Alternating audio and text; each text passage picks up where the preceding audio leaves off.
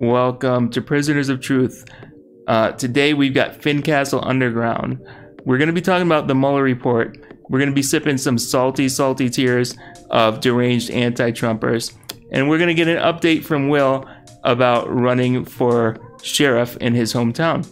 And then after that, we're going to just have some casual discussion. And yeah, that'll be it. All right, guys. Nice to have you guys back on. We always love having you on. Oh, it's always wonderful to be here with you guys. As I was just saying before the show, it takes some of the pressure off of me when it's not my show per se, and I can just relish in the art of conversation instead of worrying about the technical aspects of actually running a show. Yeah, so it can definitely be fun just to have a group of people just hanging out, enjoying themselves. I think the last couple days have been just fun to watch the news. If you've been skeptical at all about the narrative that mainstream outlets have been putting out against Donald Trump for the last 3 years at all, you're essentially watching a meltdown on the level of a nuclear toddler right now on the mainstream media, and it is glorious. I know. I had done a show about this yesterday. And hopefully you guys have seen the Robert Mueller's day off meme that I had been posting around social media.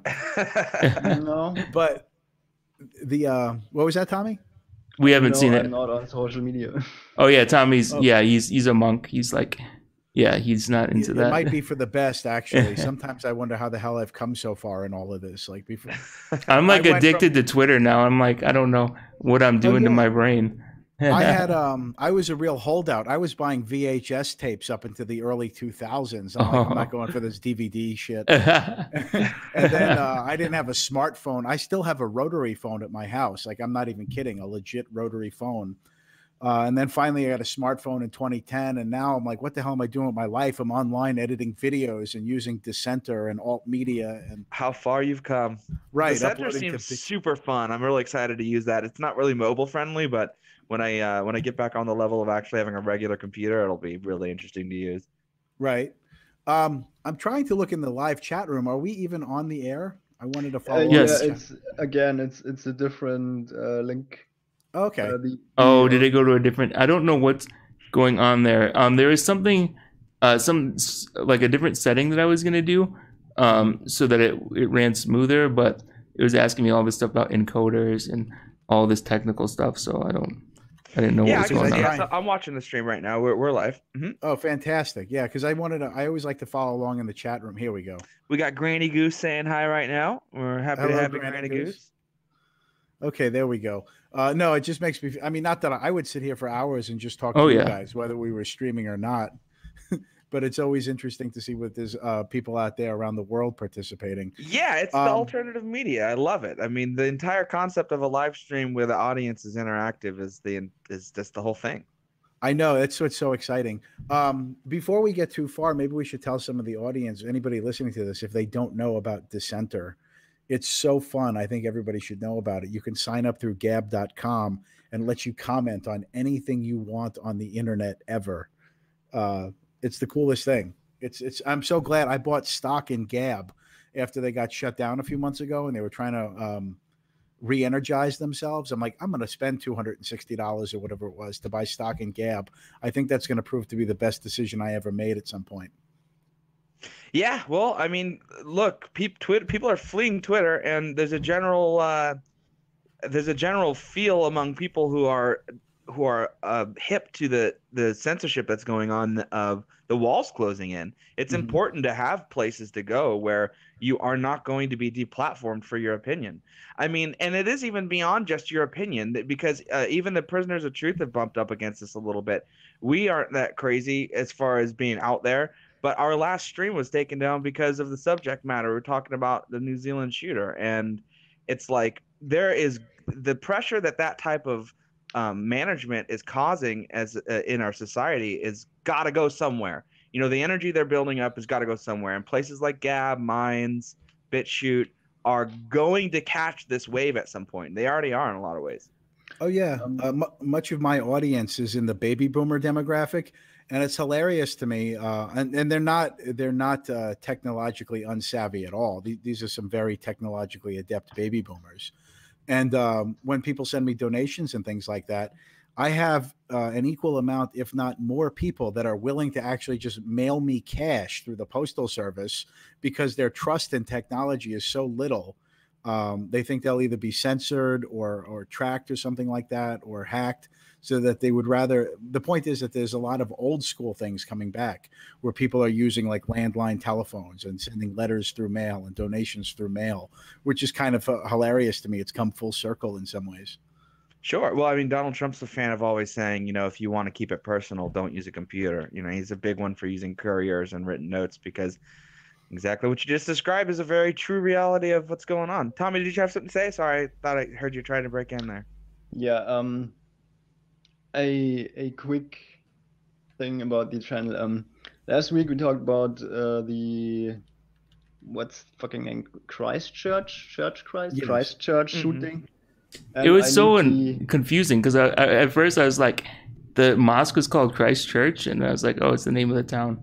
I didn't realize that for like a week. Yeah. I linked the manifest of the shooter in the description, and our video got taken down because of community guideline strikes. And the video about the gay agenda that we did with Prince of Queens a few weeks back got copyright striked by, I can't remember the name of the network because apparently we used it got copyright strike for a video of Desmond, the drag kid. Yeah, I saw a video about that. A video that we didn't use in our stream, as far as I remember. So again, it's a false copyright strike. Well, I actually saw a video. So pretty much everybody who's made a video about Desmond has been having that happen. So I don't know exactly what's going on. So it almost looks like they've got somebody like a lawyer that's like looking for people who are talking about it. So yeah, so you don't need a lawyer. You can basically you can copyright strike whatever you want. Oh yeah, I've heard that. Copyright strikes are a bitch. I got one recently. Yeah. Barbra Streisand came out in support of Michael Jackson. Let me say publicly, I don't know what's going on with Michael Jackson. I haven't studied it in depth, but basically Barbra Streisand's quote was, those kids that are claiming that he molested them, they really enjoyed it and they loved being with Michael Jackson. And Michael Jackson's sexual needs are his sexual needs, and that's all there is to it. Yeah, I heard about that. She got a lot of backlash, though. Oh, yeah. Well, in response on my show, I dug up this video of Barbra Streisand back in the 60s. And she's like, hi, I'm Barbra Streisand, and I'm here about the Association for Retarded Children.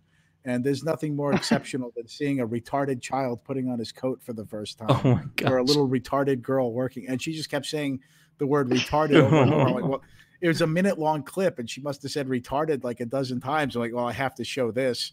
Bam, instant copyright strike. Oh, even though I'm no. using it in fair use. And the thing is, the copyright strikes, they take 30 days to adjudicate, and they take every bit of those 30 days. Like at the last hour. They wait for the last second to withdraw, right? Right, and they always do. I've never had one stick, but it's just a pain in the ass. Yeah. Well, I mean, it's just really it's really interesting to see, because I think a lot of people, including myself, get the idea that the censorship and the pressure that we're seeing is something that is sometimes specific to behavior, but in reality, it's these kind of broad blankets that they want to put over what people are talking about. Right. And I would resist this to the end. If the internet went down, if something happened on the internet, I'd get a ham radio. I would get an old mimeograph machine and start putting out underground newsletter. I would. That's awesome. I like that. That's great. Mimeograph machine makes me laugh. Oh no, that's what we used. I was an activist years ago, back in the 90s. I've made no secret of my stance against circumcision, and I was an anti-circumcision activist in the 90s. And before the internet was really a thing, we were sending out old mimeographed letters. We had telephone trees where, it was an elaborate hierarchy setup to where you would alert people through a telephone tree.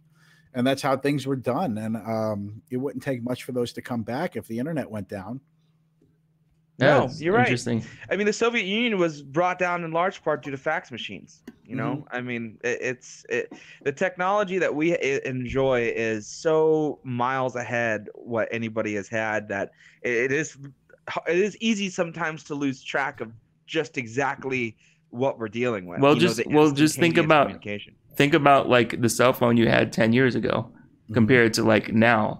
I mean, I wouldn't have imagined how exponentially things would have, I guess, improved in technology. Oh yeah, I had a pager when I had one job. They gave me a pager in case they needed to alert me. And I still to this day know where every single working telephone booth is in my city on the odd chance I need to know that. People laugh at me. I'm like, well, you know, for 50 cents, you can be anonymous with a telephone booth. Yeah. We don't even have telephone booths anymore. Yeah.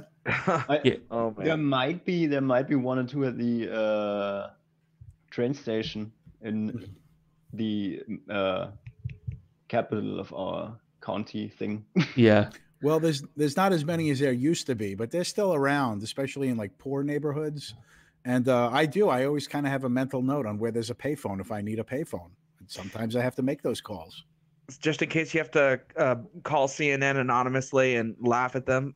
Right. Ask them very pointed questions about the last 3 years that they're reporting. Well, I don't want to stray too far away from the whole Mueller thing, but as some people in the chat room have been pointing out, it does look like Michael Avenatti is in jail again. Oh yeah, he's going to jail yeah. again. He was trying to extort Nike, right, for 20 million. Yeah. Let me read this from Wikipedia because I just Granny Goose wrote it in the chat. In March 2019, federal prosecutors in Southern District of New York charged Avenatti with attempting to extort more than 20 million US dollars from US athletic apparel and shoe company Nike. Simultaneously, federal prosecutors in California announced indictments in Los Angeles for financial fraud and bank fraud.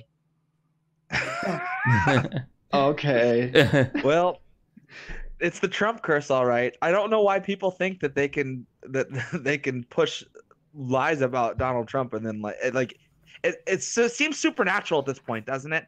So many people who have gone against Trump have ended up in just such dire straits. Well, Man. I wanted to, if you guys will permit me, I've got 3 paragraphs I want to read here. Let me pull up the, here, I'm going to unblock my camera for a second. It's this book here, Trump, Think Big. This is one of Donald Trump's newer books. Everybody knows about The Art of the Deal. But it says in this book here, and I marked this off, when someone intentionally harms your reputation, how do you react? And this is Donald Trump's own words. So this is like a precursor for what's coming. When someone crosses you, my advice is get even. That is not typical advice, but it's real life advice. If you do not get even, you are just a schmuck. When people wrong you, go after those people because it is a good feeling and because other people will see you doing it. I love getting even. I get screwed all the time. I go after people. And you know what? People do not play around with me as much as they do with others. They know that if they do, they are in for a big fight. Always get even. Go after people that go after you. Don't let people push you around. Always fight back and always get even. It's a jungle out there filled with bullies of all kinds who will try and push you around. If you're afraid to fight back, people will think of you as a loser, a schmuck. They will know they can get away with insulting you, disrespecting you, and taking advantage of you. Don't let it happen. Always fight back and get even. People will respect you for it. So it's true. Oh yeah. On whatever's coming, I really think this is the stage where Hillary and people like that start going down. I know that that's kind of been relegated to the realm of conspiracy theory now. She's probably calling up her hitmen, I'm sure. I think Hillary's finally going to go down now. It's going to start with McCabe. It'll start with McCabe, then Comey, then Baker, the lawyer, then maybe Page, or it's in some different order. But slowly the dominoes will fall, and Hillary Clinton will get indicted because and not because of conspiracy theory, because she broke the law. I mean, not only did she break the law, but she was involved with a legitimate conspiracy to subvert the actual law enforcement of this country. I mean, it's not a small deal in the slightest. Yeah, she's Hillary Clinton, though. The only way I see that Hillary Clinton is actually serving any prison time whatsoever is if she gets so toxic that just everyone abandons her, which I don't think is gonna happen because she probably has dirt on everyone. Well, she does still run the Democratic Party, but to be totally honest with you, that's not going to save her from what is coming. I mean, Andrew McCabe and James Baker are both under grand jury investigation. I have Okay. no idea who this is. Okay, well, this is maybe why you don't think she's going to go down, because Andrew McCabe was James Comey's second, and they've both been fired. He was the second in command, and James Baker was the FBI lawyer who suggested, prior to what they called the mid-year review, which was the original investigation into her mishandling of classified information, actually suggested indictment, and then Comey changed the language, or somebody else changed the language. Maybe it was even all the way up to Loretta Lynch. So there's real, honest to God investigations that aren't compromised going on right now, that are pulling on that little string, that little thread that will eventually unravel her entire sweater, and we'll be staring at her decrepit, disgusting breasts as she's going to jail. Right, like floppy old beaver tails. Oh gosh. Just as they put the chains on her. Now, I could be wrong. Thank you for that mental picture. I'm enjoying that, guys. but she is in very real jeopardy, and and I would like to believe that just because your name's Hillary Clinton, that doesn't stop you from going to prison. Yeah, there's this thing about the American national character where we really love equal justice under law. Now, for the past couple decades, we've only been giving lip service to it. Yeah, we haven't actually had it. But everything is cyclical, and I think when the hammer falls, it's going to fall hard, because it's been too long in America since that's happened. Oh yeah, I hope so. I hope it comes back with a vengeance. Yeah, we all nice. do. Because something like this is in any society, it's always cyclical. These things are cyclical. You have this really strong nationalistic movement where you adhere to your national virtues, and then as time goes by, you kind of get away from them. But then there's always a resurgence. If your country's going to survive, it has to come full circle, and you have to sort of recommit yourself to these principles. I think Thomas Jefferson was the one that said that every 25 years, the tree of liberty has to be watered by the blood of patriots. And tyrants? And tyrants. Six That would be libertarians. nice. Yeah, I just think we're at a point right now where equal justice under the law is not being served. And like, I do watch Hannity every once in a while, not very often, because he is a little bit of a broken record. But look, it is okay to harp on equal justice under the law. It's okay to bring that up every day, because unless we have that concept played out in full, we don't have justice. And it's, for a lot of people it might not matter, but I feel like the amount of people it matters to in America is higher than maybe the rest of the world. Right. And what I'm finding out, not to jump right back to my sheriff's campaign. Oh, no, go there, boy. Whatever. You're already the official sheriff of the Prisoners of Truth. Well, it's gonna be a good time. One of the things that's happening here, just briefly, is that the candidates that I'm going against, and you can see the local newspaper, the Fincastle Herald, has done they've had a lot of good coverage of the campaign. There's these three other guys, they're all running as Republicans, and I'm running as an independent. And so they have to primary against each other. They'll narrow it down to one, and then I'm going to have to defeat whoever that is. But even when you go to when we went to the debate, which wasn't really a debate because questions weren't allowed, they're all wearing like coats and ties, suit jackets and everything, and polished shoes. And I'm no stranger to that. I dressed like that for many years, but I just showed up in my We the People t-shirt and a black hoodie jacket, like a zip-up jacket, a pair of Chuck Taylor Converse sneakers, and some jeans. You should have brought a Diet Monster with you and your sunglasses too.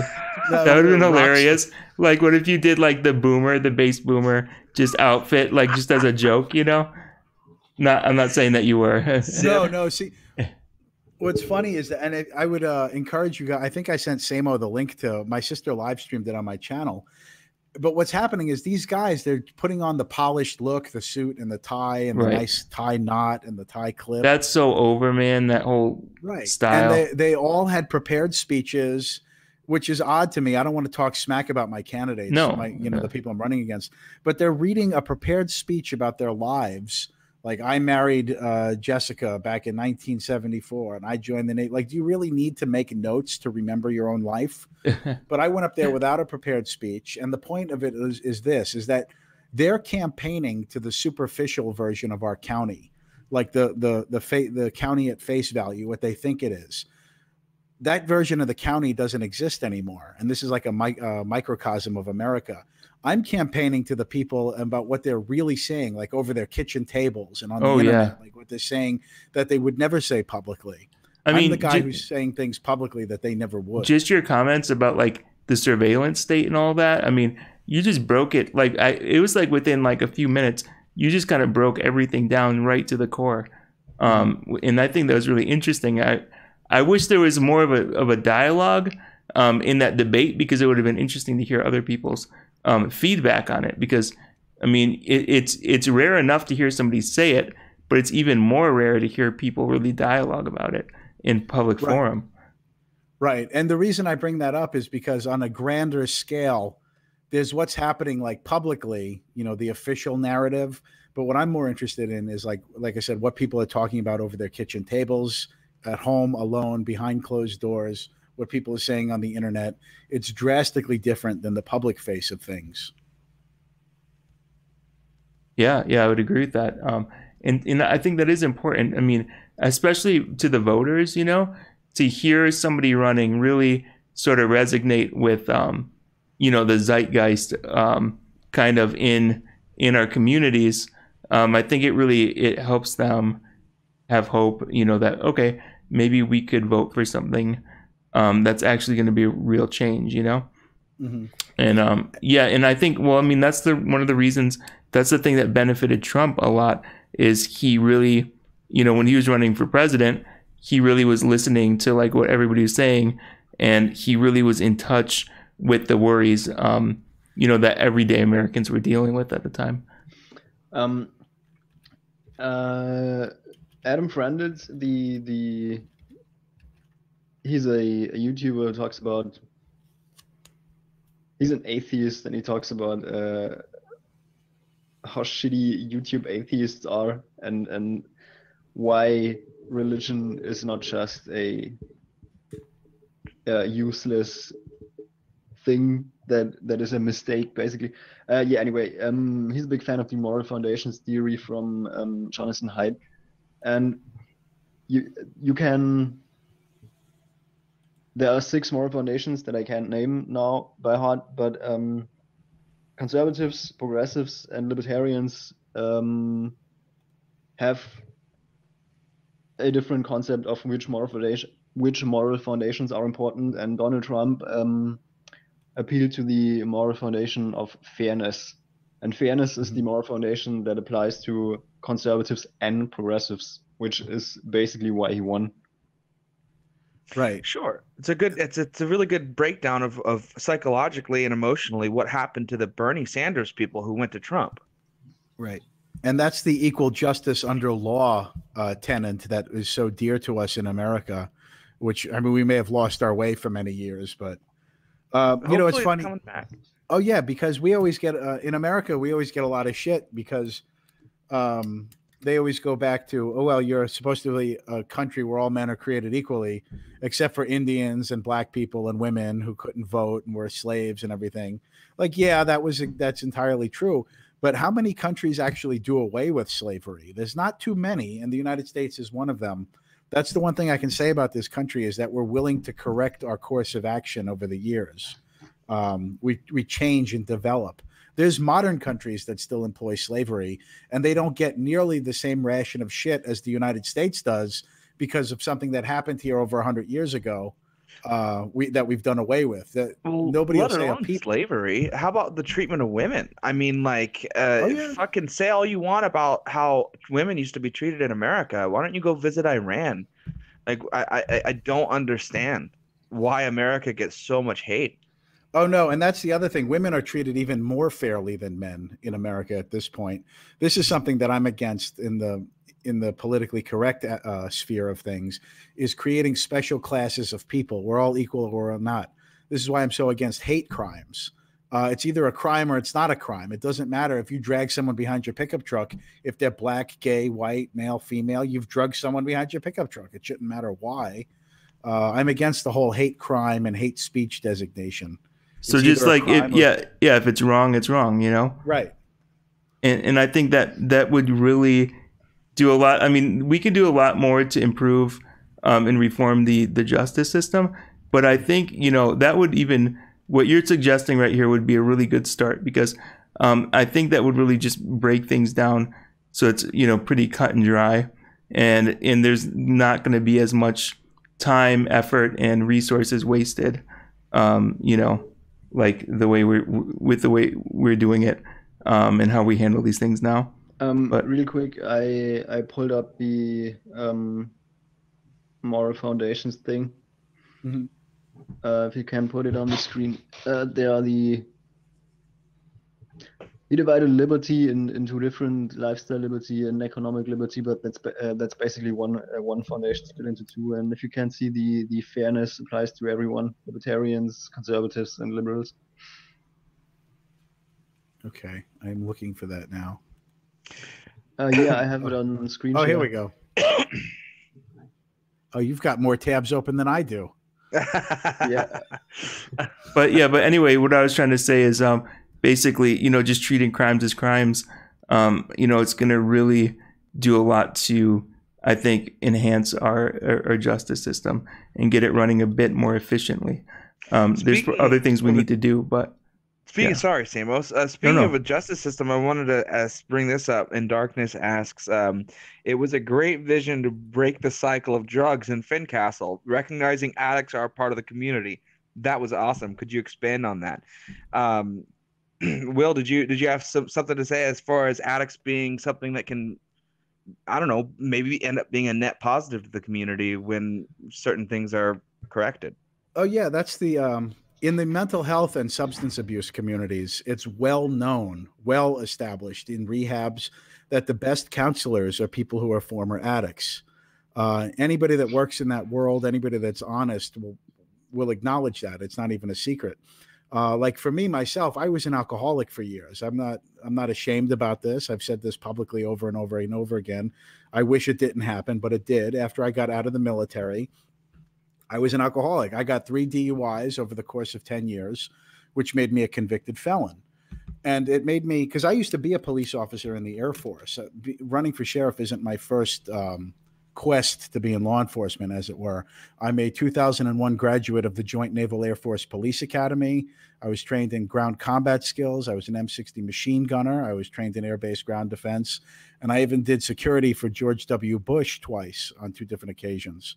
So my law enforcement credentials are in order. But in America, and I would imagine many Western countries, they talk a good game about supporting the troops and supporting veterans. But it seems like they're only giving lip service to that. What that really means is that these guys will come home, me included, and they might end up being alcoholics.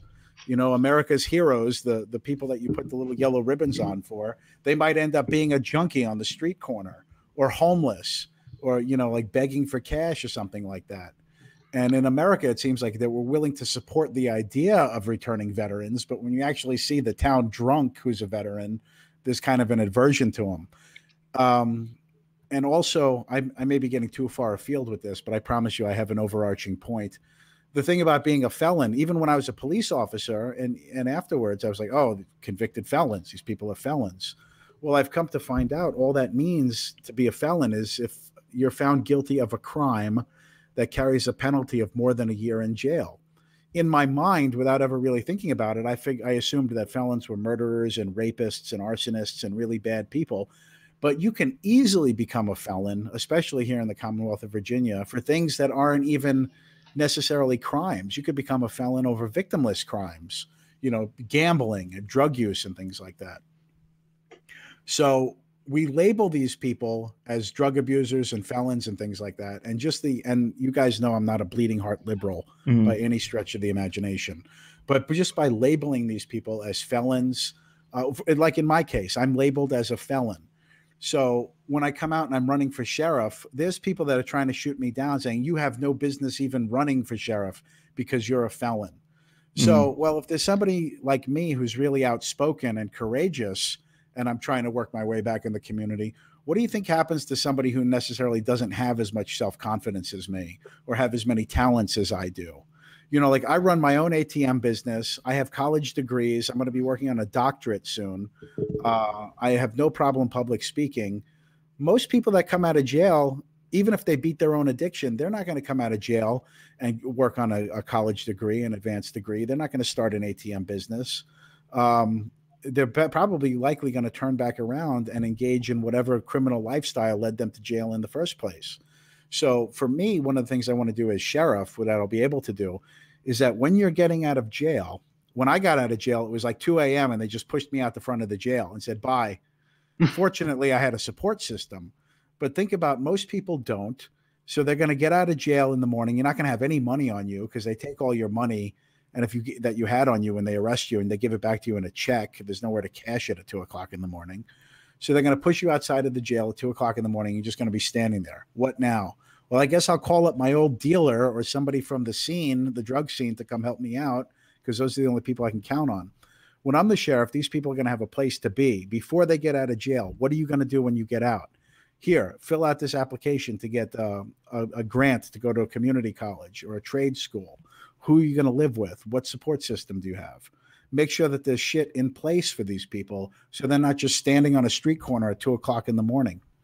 I like that. You know, I wanted to mention real quick that is kind of interesting, because in a way that sounds like a little bit socialist, but not. But it's like a socialism that's kind of like got a net positive, where you're taking vulnerable people that were kind of like, you know, lost and forgotten about, and you're giving them kind of an opportunity, but it's not like you're just giving them a handout.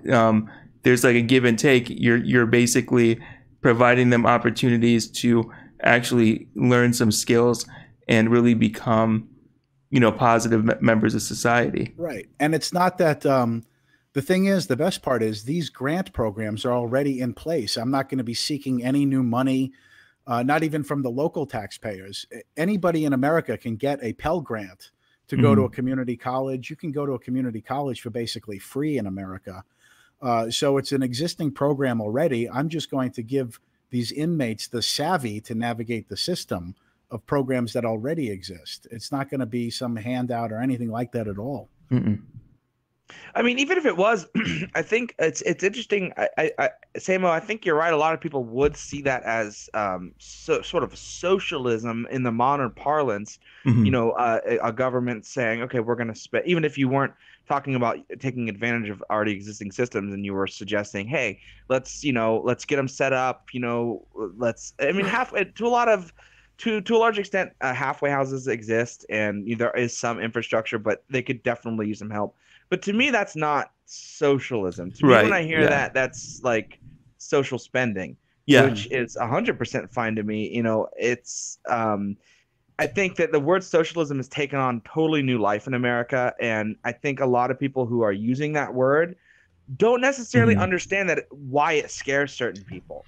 Because they don't mean the government's going to control everything. It's like socialists aren't necessarily advocating for communist style control. Well, yeah, it's like a mixed economy kind of a concept in a way. It's just like a program that's there. But yeah, it would be interesting to. Yeah, I'm not sure like quite what terminology I would use. Just because when I hear socialism, I think total social control. Right. I understand the government's owning everything means of production and hell on earth. But it doesn't always necessarily mean that. No, if I had absolute power, we would probably have a more free enterprise system, but I won't have absolute power, nor would I want it probably. So, Medicaid already exists. If this person coming out of jail would qualify for Medicaid, why not make sure that they're able to be on it the moment they set foot out of the jail? So, because once you're on Medicaid, you have access to other programs. Like my sister is a substance abuse and mental health counselor.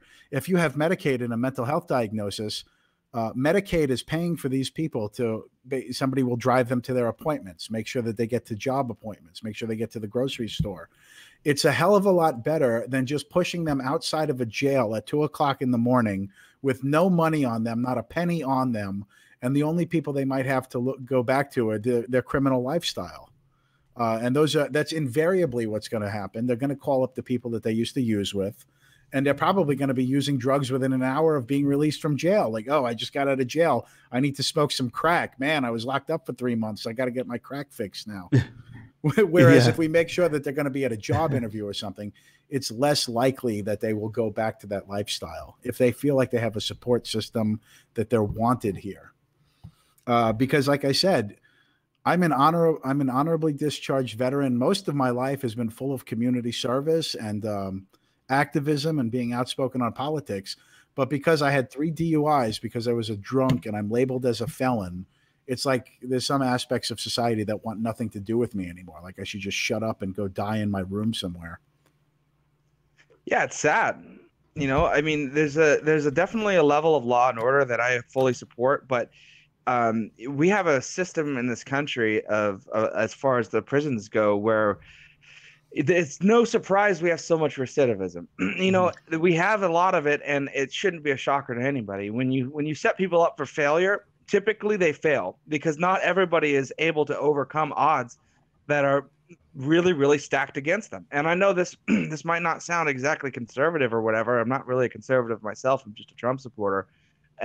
But the prison reform thing went so far to acclimating certain people who had been totally propagandized against Trump to realize, like, hey, this is somebody who is willing to address issues in our society that everybody is talking about. And I think that is kind of the angle that you're taking with your sheriff's race, right? I mean, you're angling yourself as somebody who is like, hey, I'm an actual person. I'm not a politician. I understand the sorts of things that you understand about our world, and I want to help make that reality. And you know what that's not? That's not a prepared, stuffy speech. Right. Nobody cares. Right. No, and the thing is, I was in the jail that I will be running. You know, and people don't, the normies, regular people, the PTA moms and the people who have never been in jail, there's such a dissonance in their mind, like, oh, people in the jail are criminals. That's where all the bad guys are. And that's such a black and white line of thinking. There are no good guys and bad guys anymore. They don't realize that if you're in that jail, you don't even get a decent toothbrush unless you can pay for it. You can't call your family unless you can pay for it. Because I had money when I was in jail, I had to pony up. I don't even remember how much money, but because I had the money, they let me leave the jail 3 days a week to go work on a master's degree because I was able to pay for it. You know, if you can't pay for it, you can't leave. You can watch A&E's 60 Days In. I watched the first season and parts of the second, third, and fourth. What they do is they send people undercover in jail, and almost no one knows that these are not real. They are treated like real prisoners. A few high ups, the sheriff and a handful of administration people know that they are undercover, but the prisoners don't know, and the staff of the prison themselves don't know. So they film these people and they show what a prison is like. And I don't know how real it is, but it looks real, and the prisons are real. And the people definitely really exist. So I'd say for the most part this is not staged or something, and it's the United States has a primarily punishment system. Prisons are there to punish and not to rehabilitate. In Germany, for example, prisons are seen more as a place where you can to rehabilitate, to make you a member, a productive member of society again. And American prisons, like you said, with the 2 a.m. getting kicked out and say, yeah, bye, whatever. This is I don't think in this would happen in Germany necessarily. Well, I think there's a cultural thing. I think there's temptation for corruption here because, I mean, we do have a private prison system, and so it's kind of tied in to the drug war and all of this, and there's sort of this business, this circular kind of business that is all around crime, and you know everybody would like crime to ultimately go down, but if you've got this whole business around it, it's going to be bad for your your bottom line if crime goes down. So absolutely. People don't understand to what extent it's been corporatized. They give you an orange jumpsuit in there. If you want socks or underwear or a t-shirt, you got to buy it. If you don't have money, you can't do it. Suppose all you had was like a shitty job at a fast food, say you're working at Taco Bell or McDonald's or something like that. Mm-hmm. You get caught with a joint or some amount of marijuana. You don't have the money for a lawyer. You're going to jail. Maybe you only do 30 days. Well, now you've lost the shittiest job you could ever get was at McDonald's or something like that. Now you've lost that job. They may or may not rehire you. Now you have a criminal conviction, so you're less likely to even get a shitty job. We're just setting people up for failure. It's not, people call it the legal system because it's not a justice system anymore. It's a legal system. It's about getting money. It's about harvesting cash. And I've already made the promise. We're not going to use any creepy type of surveillance or Big Brother technology in my county when I get elected. Like those red light traffic cameras, they're entirely to generate income. Who runs a red light on purpose? Basically no one. The only time that happens is by accident. So they've got a camera to catch your license plate because you just barely made it through the red light. And now they're going to charge you for it because you technically broke the law. When that's such bad faith and such bad use of the law, that's not in the spirit of the law or anything like that. And there's companies, the Corrections Corporation of America is one of them. Bob Barker Industries is another one. There's some jails where the sheriff will make you pay like $5 a day for the privilege of being there. And they can do that. You never, in the jail I was in, you never once get exposed to natural daylight. And again, I'm not a bleeding heart or anything like that, but what do you think that does to a human being being cut off from the natural light cycle? That kind of stuff will drive you insane. And in Virginia, not to mention prisons are, you talk about going insane. You don't have natural light. You're on a regimented system and you're involved with the single most race-centric, racist, and hateful environment that you can be in America.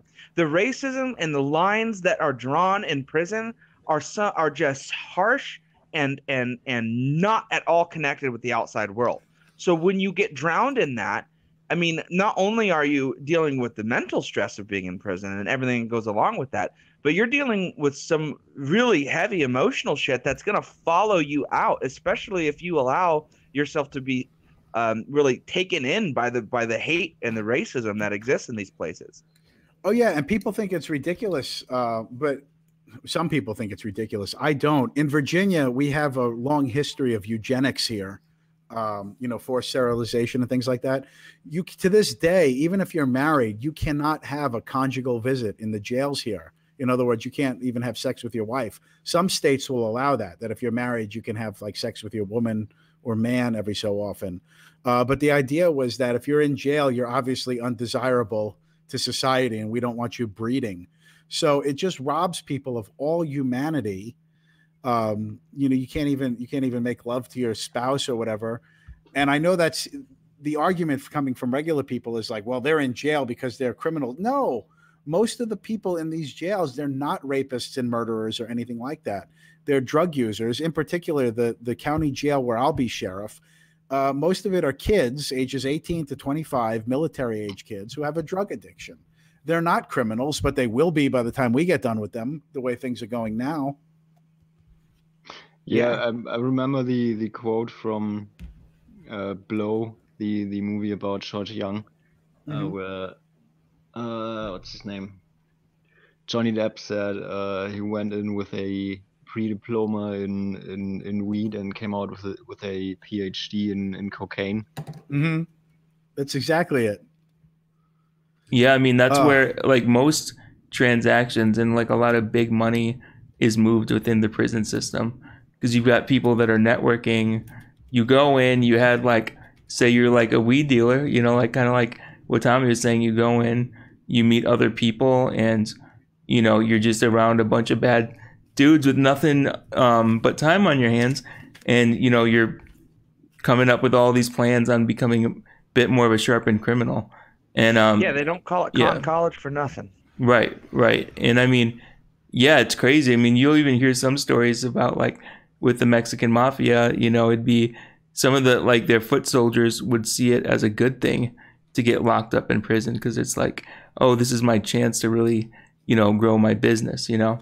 Right. Prove yourself too in a lot of Yeah, criminal organizations. I mean, interestingly, I hope you guys don't mind. Occasionally, I'm going to put on my camera. Oh yeah, that's just fine. so I can Yeah. illustrate a point. This is the Fincastle Herald that I was in. Now, my opponents want to put more police officers. They want to put a cop in every single school, which I'm totally against. But here's what's hilarious to me. I'm in this paper right here. It's weird because everything on my screen is backwards. But this is the article that announces that I'm running for sheriff. Right underneath it, school has a $609,000 budget shortfall. And then over here, there's a list of all the grand jury indictments. If you go through them, most of them are for drugs. And one of them in particular, they've charged somebody with acquiring drugs as a prisoner. They can't even keep drugs out of their own jail. Oh yeah, in 60 days, and there's a lot of drugs in these jails. Yeah. Yeah, no, and what's always funny to me, like you hear things like, oh, this guy smuggled a bunch of acid into prison. And I always think to myself, who would want to take a bunch of acid in prison? That's got to be the worst. Myself. Are you kidding me? It reminds me of that movie. Did you ever see The Jacket? With I No. think Adrian? No. Yeah, he's a veteran. ages ago. Yeah, he gets wrongfully accused of murder because he's a veteran. They're going to treat him medically. So they put him in this old 1940s style straitjacket. They put basically liquid LSD in his eyes and lock him in a morgue drawer for 24 hours. Jesus Christ. Could you imagine? Did they? I wonder how. I wonder how many things like that actually did happen in the past. Plenty, especially in some of the mental institutions. Virginia, where I live now, has a long history of, like I said, eugenics. The mental health field was so messed up. There's what's this? There's an asylum, a particular asylum that was here that I can't think of the name right now. But Virginia is one of the most guilty places where there was experiments done on mental patients. Yeah. That's sick. Well, I think, even like that gangster, Whitey Bulger, you hear about him when he was in prison. He he partook in tests that the CIA were running, like MK Ultra type stuff, where they're experimenting with LSD. And I know, like, the little bit of what he said about it, he said, like, that it basically cracked his brain in a way and totally changed him. The interesting postscript to that, do you remember how Whitey Bulger died? Yeah, I know. He was killed in prison. They couldn't even keep him safe in prison. Yeah. They gouged his eyes out. He was wheelchair bound. Yeah, but it was, brutal. Yeah. And really? Like they couldn't even stop. I just thought they beat him to death. Oh, yeah, they did. And they gouged his eyes out, too. Really? Valerie, who is my sister, I don't know if you guys knew that. For years, since I've been running the Fincastle Underground, I never really divulged my last name. I was kind of anonymous like that. But now that I'm running for sheriff, everybody has to know my first and last name. So people figured out that Valerie is my sister. She is a substance abuse and mental health counselor. And she says that she still has clients who get electroshock therapy, which is unbelievable. Like by choice? I don't know, Val, maybe you can clear that up. That sounds barbaric. It's the world we live in. Yeah, it's really, I don't know. I just don't understand the world we're living in sometimes. I mean, the clown world meme is definitely, there's a lot of idiots pushing it for really idiotic reasons, but it's got a real hardcore kernel of truth in it. There's definitely a bizarro aspect to our world. Yeah, it's there's not a lot of rational thinking. Human beings, by and large, don't think rationally. We think we do, and we might, if we're sitting down tackling a particular subject, we might rationally work through it. But even me, I catch myself when I look at headlines. I'll be like, "Oh, that's scumbag," and I'm like, "Oh, wait, maybe I should read the story before I make an opinion." Yeah, we humans do a lot of post-hoc reasoning. We do shit and then justify it afterwards. Right. We all do that. It's better to at least recognize that we do that. I'm guilty of it too.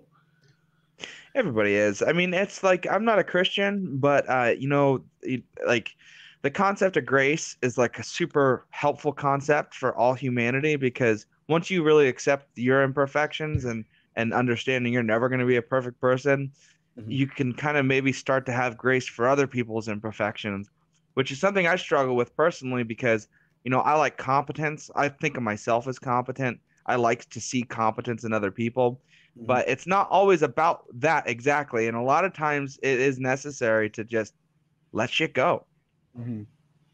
Yeah, it's interesting. I saw this, not to be so self-centered about my campaign, but No, when this is your stream, man. Go for it. Yeah. when I was at the public forum, as I said, I wasn't wearing a suit. And actually, if you guys will permit me, if I'm able to drop a link in the description. Go for it. Yeah, sure. I don't know if it'll let me because I'm not the owner of the stream, but I'm going to try anyway. Send it in the chat, in our. Oh no, Hangout it went chat through. thing. It went through. Oh. All right. Yeah, if you guys click on that link, you can see that they've got the picture of us up there, and all the other guys are wearing suits and ties, and I'm not. I'm wearing my America t-shirt with a hoodie on. And I have so many people that are approaching me that support me, and they're like, I can't believe you didn't wear a suit. You must be some kind of idiot to not wear a suit.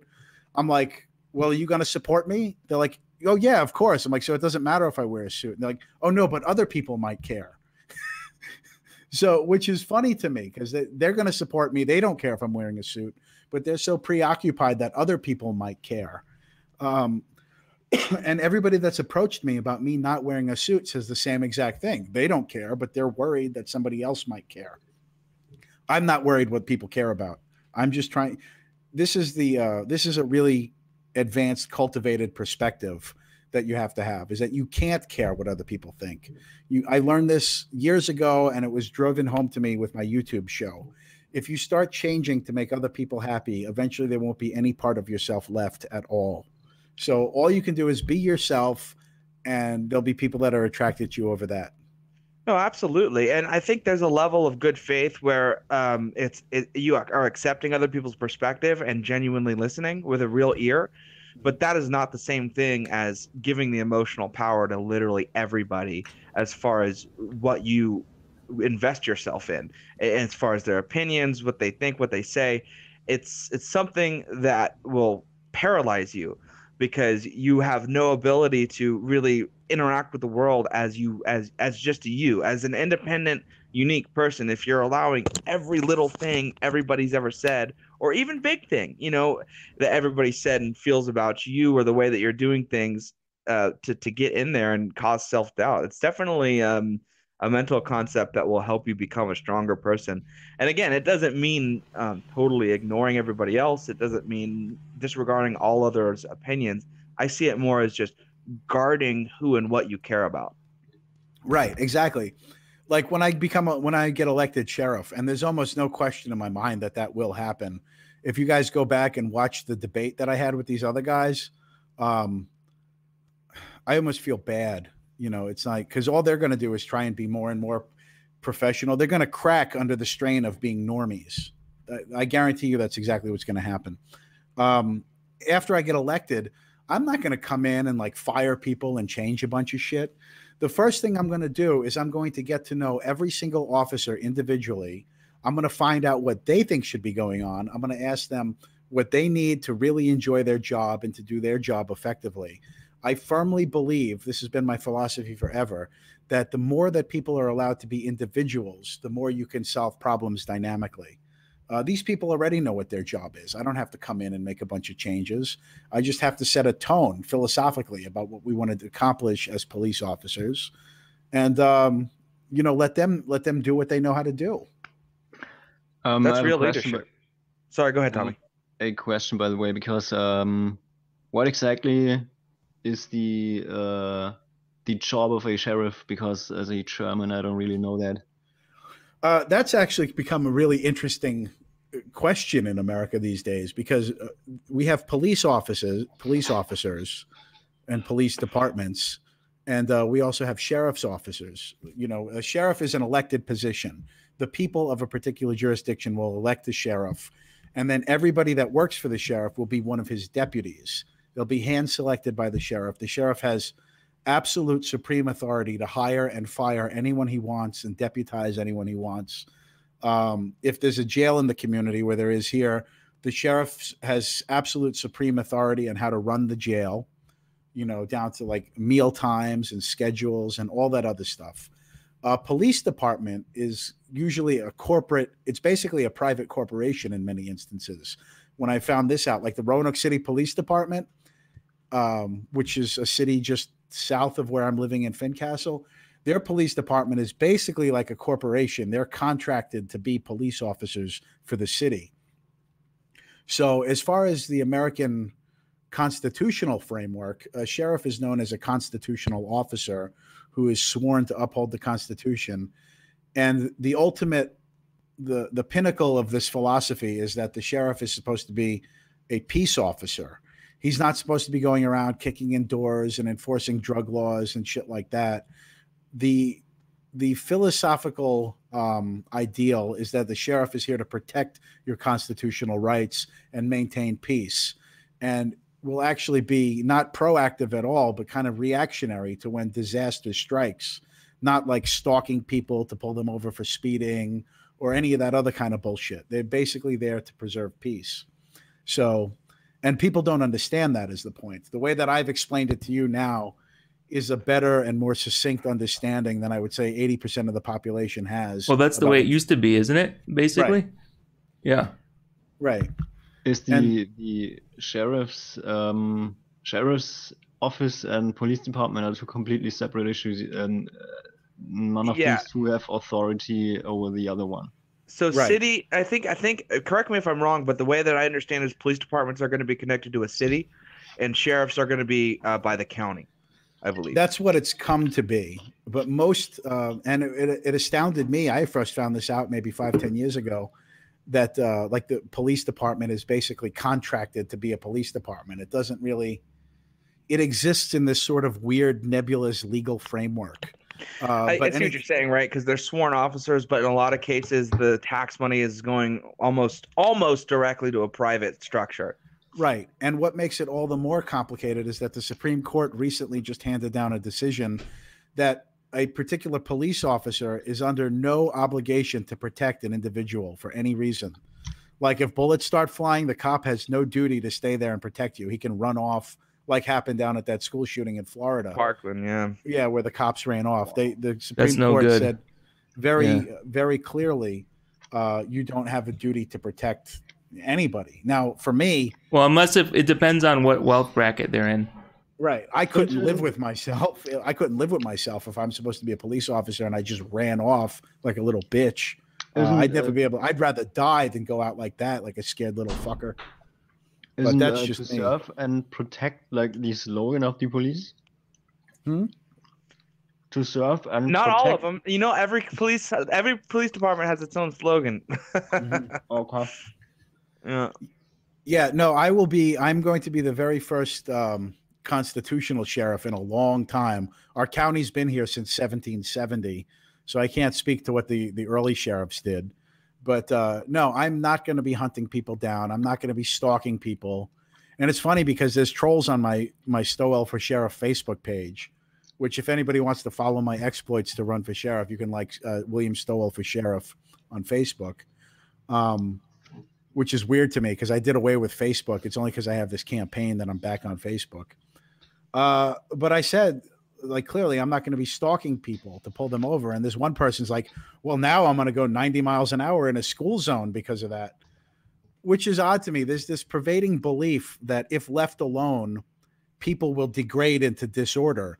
And that's not exactly what happened. What do you think built society except people left to their own devices? That's what created society. And you see it all the time. When traffic lights go out, oftentimes things run more smoothly than when the traffic light is on. People figure it out. People aren't just running into each other and hitting each other and shit because the traffic lights out. Look at third world countries. Don't even have traffic lights. You see the way their traffic flows. I mean, I don't know that we have statistics on how safe it is, but I mean, life generally does have an order to it. And what you're talking about is funny is I'm not an anarchist. I'm like a minarchist, but I hear and see this argument lobbed at like the ANCAPs and like the anarcho-anythings where it's almost like a meme to say, oh, like in ANCAP land, you know, I'm going to McNuke my neighbor, you know, because he violated the NAP by letting his dog shit on my yard. It's like that's not how people react. Like, No, it's really not. Yeah. Well, yeah, some people react that way. Well, I was They gonna, do, I was but gonna nothing's say, going to stop them, no matter what system you have in place. Just Those like- people, This is true. Yeah, back to that's true. the traffic light thing. You said when the traffic lights are out, things seem to run better. It's like it's almost like governments don't trust us. You know, they've got this mentality of they know the rules, they know what's best for us, so you need to listen. But you know, if you think about a system like that, that's gonna internalize some bad, I guess, perspectives about your existence and who you Right. are as a person. You know. it's part of this, I would say, Victorian era thinking that people are basically sinful. And well, what happens? I'm sure you guys, I don't want to put words in anybody's mouth, but I'm sure you've been in this situation. You see somebody in the road, their car stalls. What happens? People get out and help that guy. You know, I've seen it time and time In again. high I've done trust it myself. societies, it's absolutely true. Yeah. Yeah. Maybe if not so somebody's much in car is China, stalled- but here that happens. Yeah, like if somebody's car is stalled, I'm going to get out if I can and help push the guy out of the road. I can't tell you how many times I've been stranded on the side of the road and cops drive by and never stop. But if your taillight's out, they're certainly going to stop you and give you a ticket for it. So I want to bring some of that back to police work too. Like, hey, if somebody's stranded, help them out. Don't just look for a way to give them a ticket. Like, be there to actually help.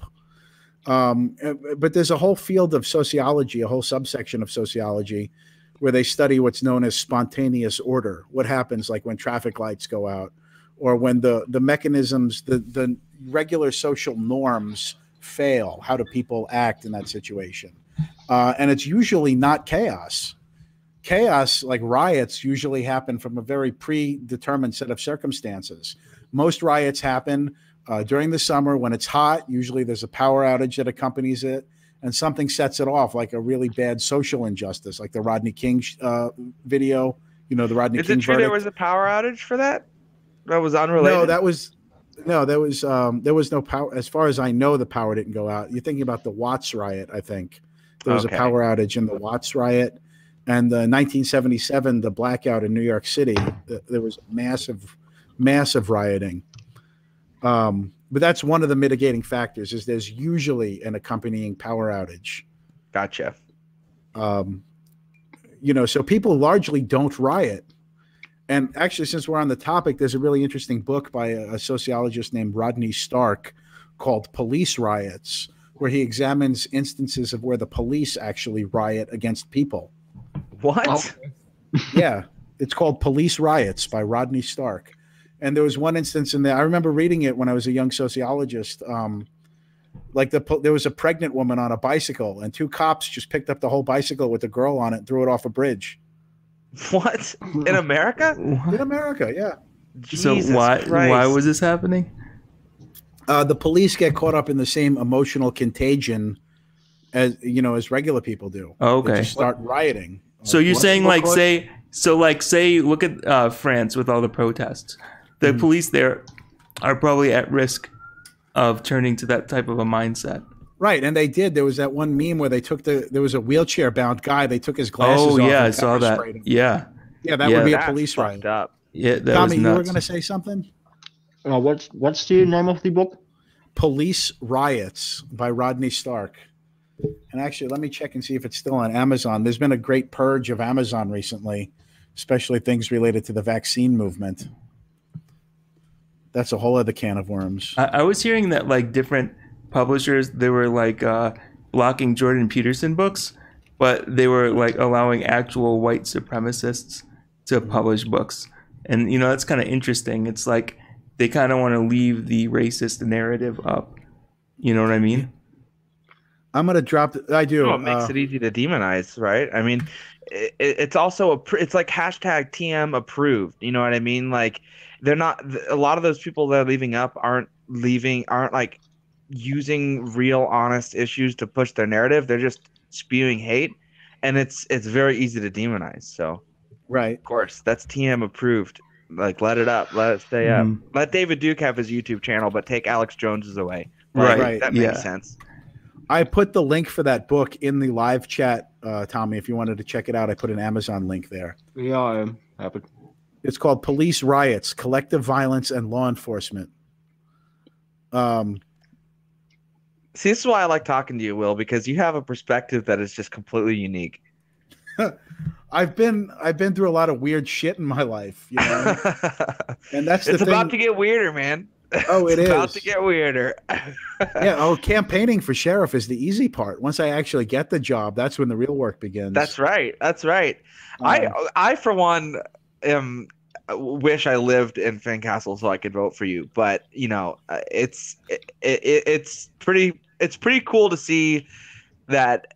Hopefully this is not a one-off, and hopefully there begins to be a trend of not just veterans, but people who are legitimately pro populism. And like that sounds like a buzzword, but when it really comes down to the reality of the situation we have in America, is our politicians don't give a fuck on both sides. And that's why Trump is such a disruptor, because he's not allowing that anymore. I mean, I made a video about a year ago, maybe a year and a half, where I was talking about this is the new normal for politicians. I don't care what side you come from. Saying something and then getting that something done, not just having empty promises, not just shifting off your opinions to make it seem, moving the goalposts to make it seem like you did something. These are the new hallmarks of politicians, and I really hope that we see it on a more local and state level, because that's where the real heart and soul change is going to come from. Oh yeah, I don't want to give away too much, but one of my subscribers in another state, not Virginia, I won't say which one, she has been so inspired by the fact that I'm running for office. She is going to challenge a well-known congressman, a well-known U.S. congressman, for his seat because of me running for this. And that's what I'm trying to tell people is that, you know, maybe not everybody, in theory, yeah, you can run for president of the United States, but maybe there's financial barriers to that. But everybody can run for sheriff or treasurer or commissioner or mayor. Everybody can do that. And people that are like us that are involved in this populist and nationalist movement right now, there's this trend, because Donald Trump's saying, drain the swamp, drain the swamp. Yeah, that's great from the top down for him, but we have to do our part from the bottom up. We can't wait. The time for saviors is over. You have to save yourself now. You can't wait for Donald Trump's swamp draining to trickle down to a locality near you. No, you can't at all. It's part of the reason why everybody having a voice is becoming very dangerous to the establishment, is because people are not only using their voices, but they're realizing that using your voice is not enough. You have to enact actual political will if you want to get shit done. And it's going to start happening. And, you know, I don't love Dan Bongino. He is I said Hannity was a broken record earlier. Bongino is a fucking triple broken record. Like, his podcast could probably be 15 minutes and he makes it an hour. Anyway, but he does make a good point about how moving forward, we're not going to get to where we want to go unless the grassroots are reaching up towards the actual structures we've been able to get. You know, thank God Trump got elected and is probably going to get elected again. Maybe not. We hope so. But it's got to come from the bottom down as well. Right. I'm trying to think right now. I lived through, I don't know, almost a dozen presidential terms right now. Not a dozen presidents, but and Donald Trump, I mean, as great as he is right now, even when he gets reelected, 8 years is just a blip on the screen. I mean, I remember when Reagan was in office, and like, it comes and goes. We have to have a plan in place for after Donald Trump is gone, and it can't rely on Donald Trump. It has to rely on ourselves. It can't rely on any president.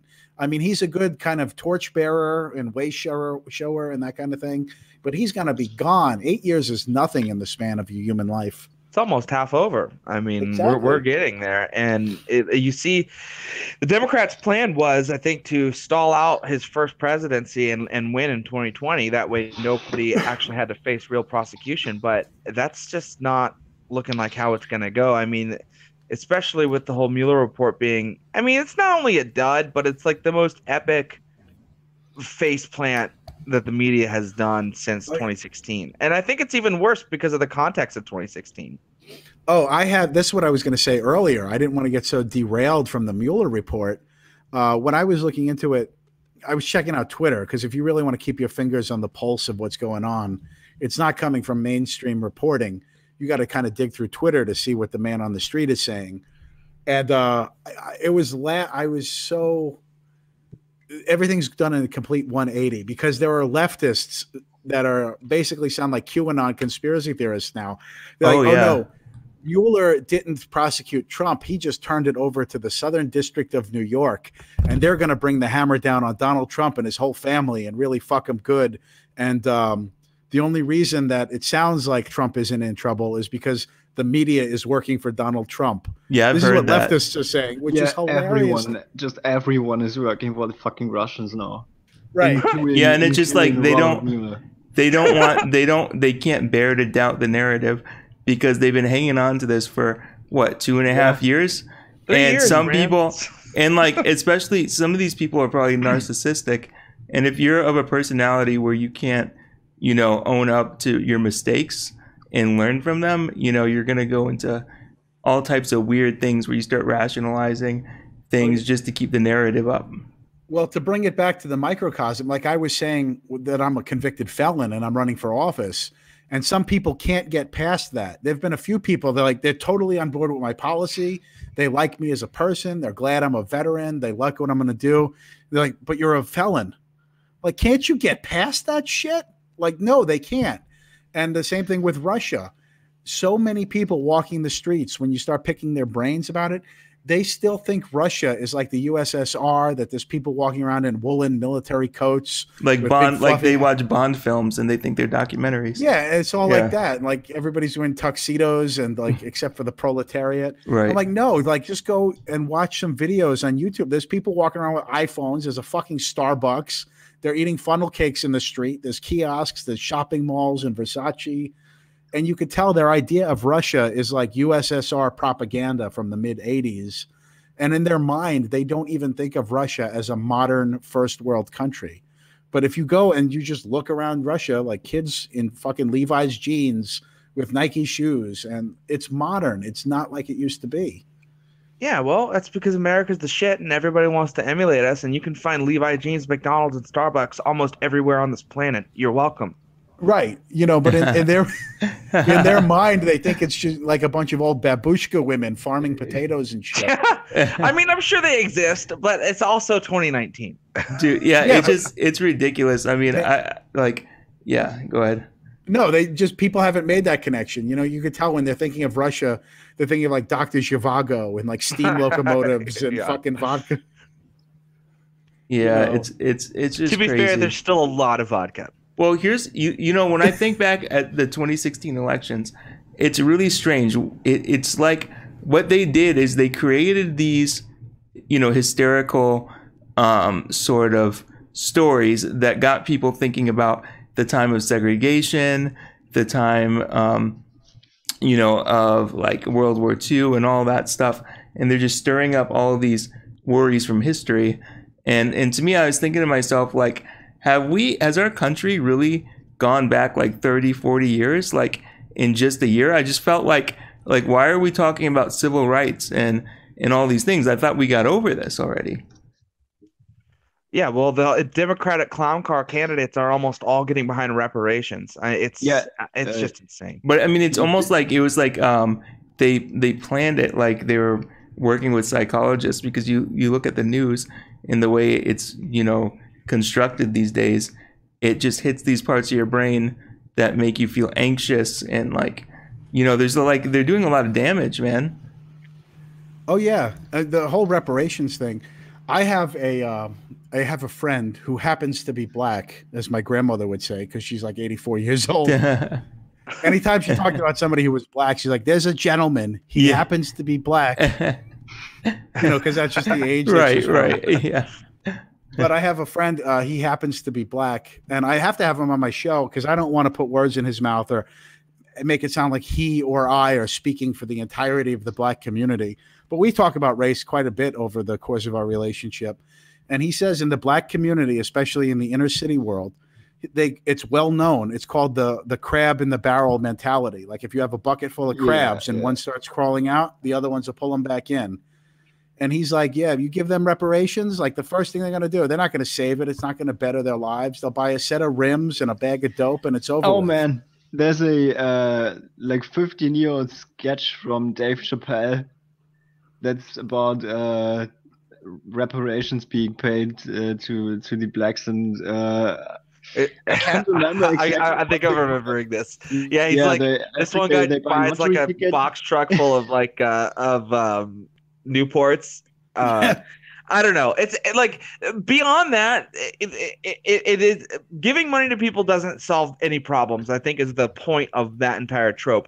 But at the same time, there's way more wrong with reparations than just that. Like how are you going to mete it out? Are you going to give every single colored person in this country money, even if they didn't come from, have actual African descendants? Are you going to take it from everybody in the country? Because that's the thing. You're literally punishing people who weren't involved with this entire slavery thing, and you're also rewarding nobody who was involved with the slavery thing. Yeah. And I'm sorry, I don't trust bureaucracy to wipe their own ass, let alone fucking put on a system that accurately provides reparations to like freed slaves.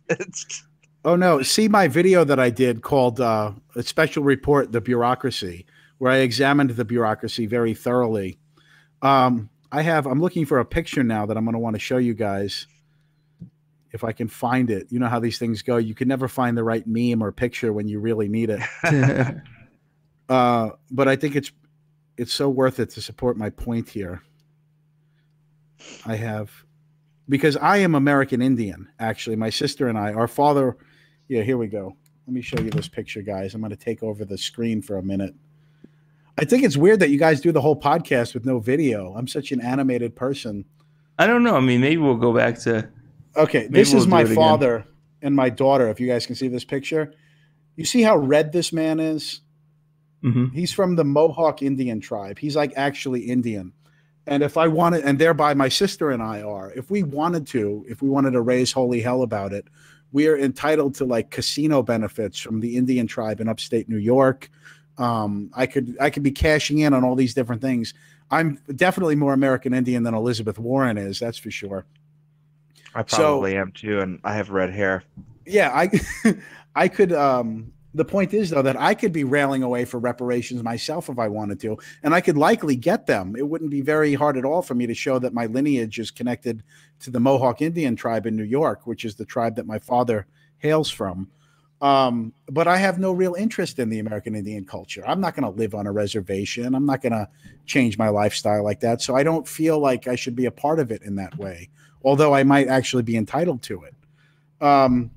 So if anybody comes around and tries to collect reparations from me for slavery, that's when I'll play the American Indian card. I'll be like, no. Speaking of reparations, let's talk about what you did to my ancestors. Yeah. It's like a trump card when they come after you for being quote unquote white because you're light skinned. It's like, wait a second, bud. Oh yeah. Well, fortunately my mother had the sense to, throughout our entire childhood, anytime we had a standardized test or a survey or a census, she did tell us, she's like, you guys always put down that you're American Indian because of your father. Because she knew what might be coming of that. She knew where the world we were going to end up living in it someday.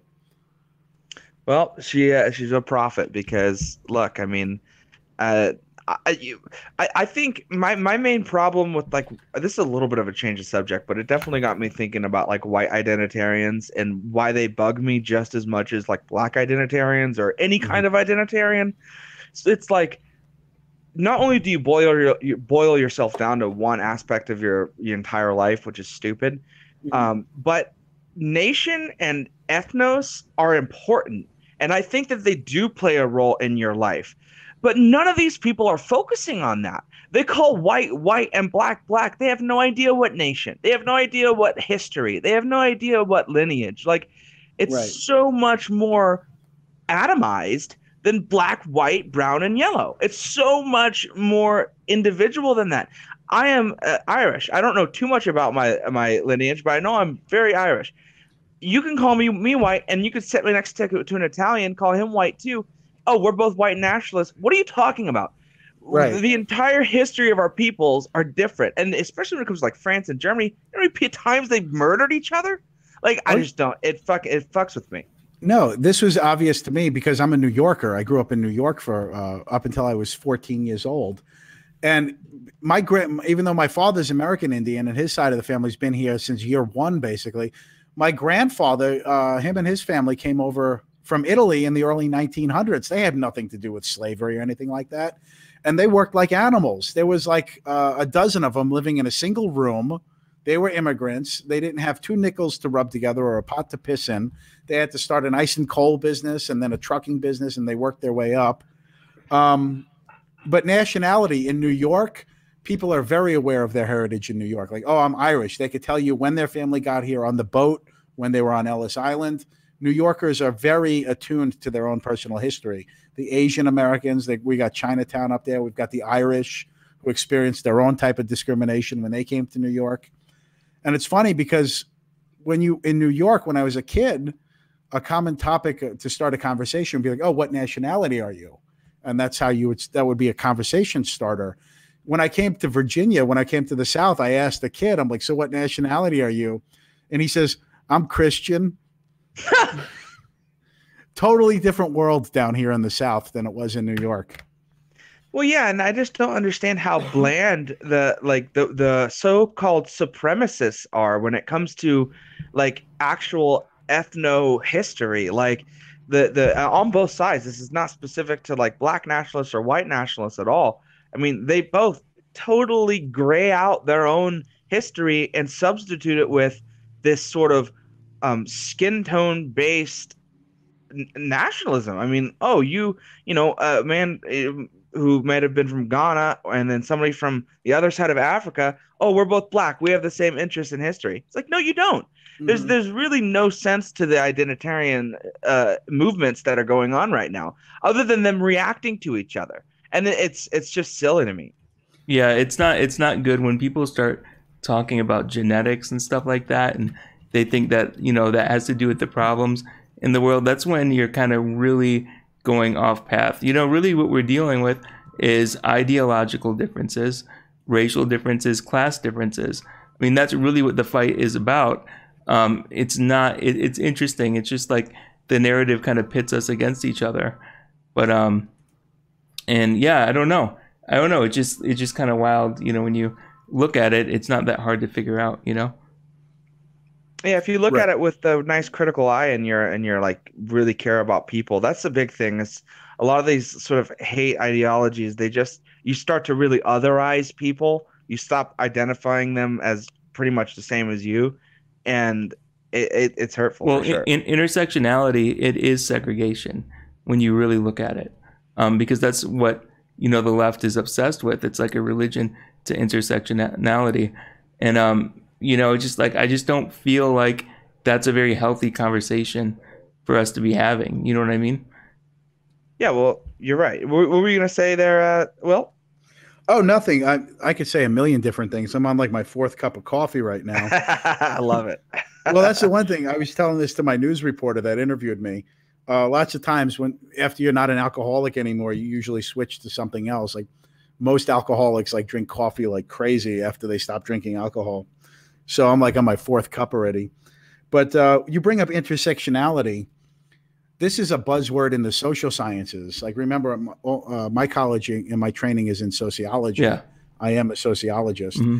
And I had been doing it for years before I ever went to college. I didn't go to college until my early 30s with my GI Bill because I was a veteran.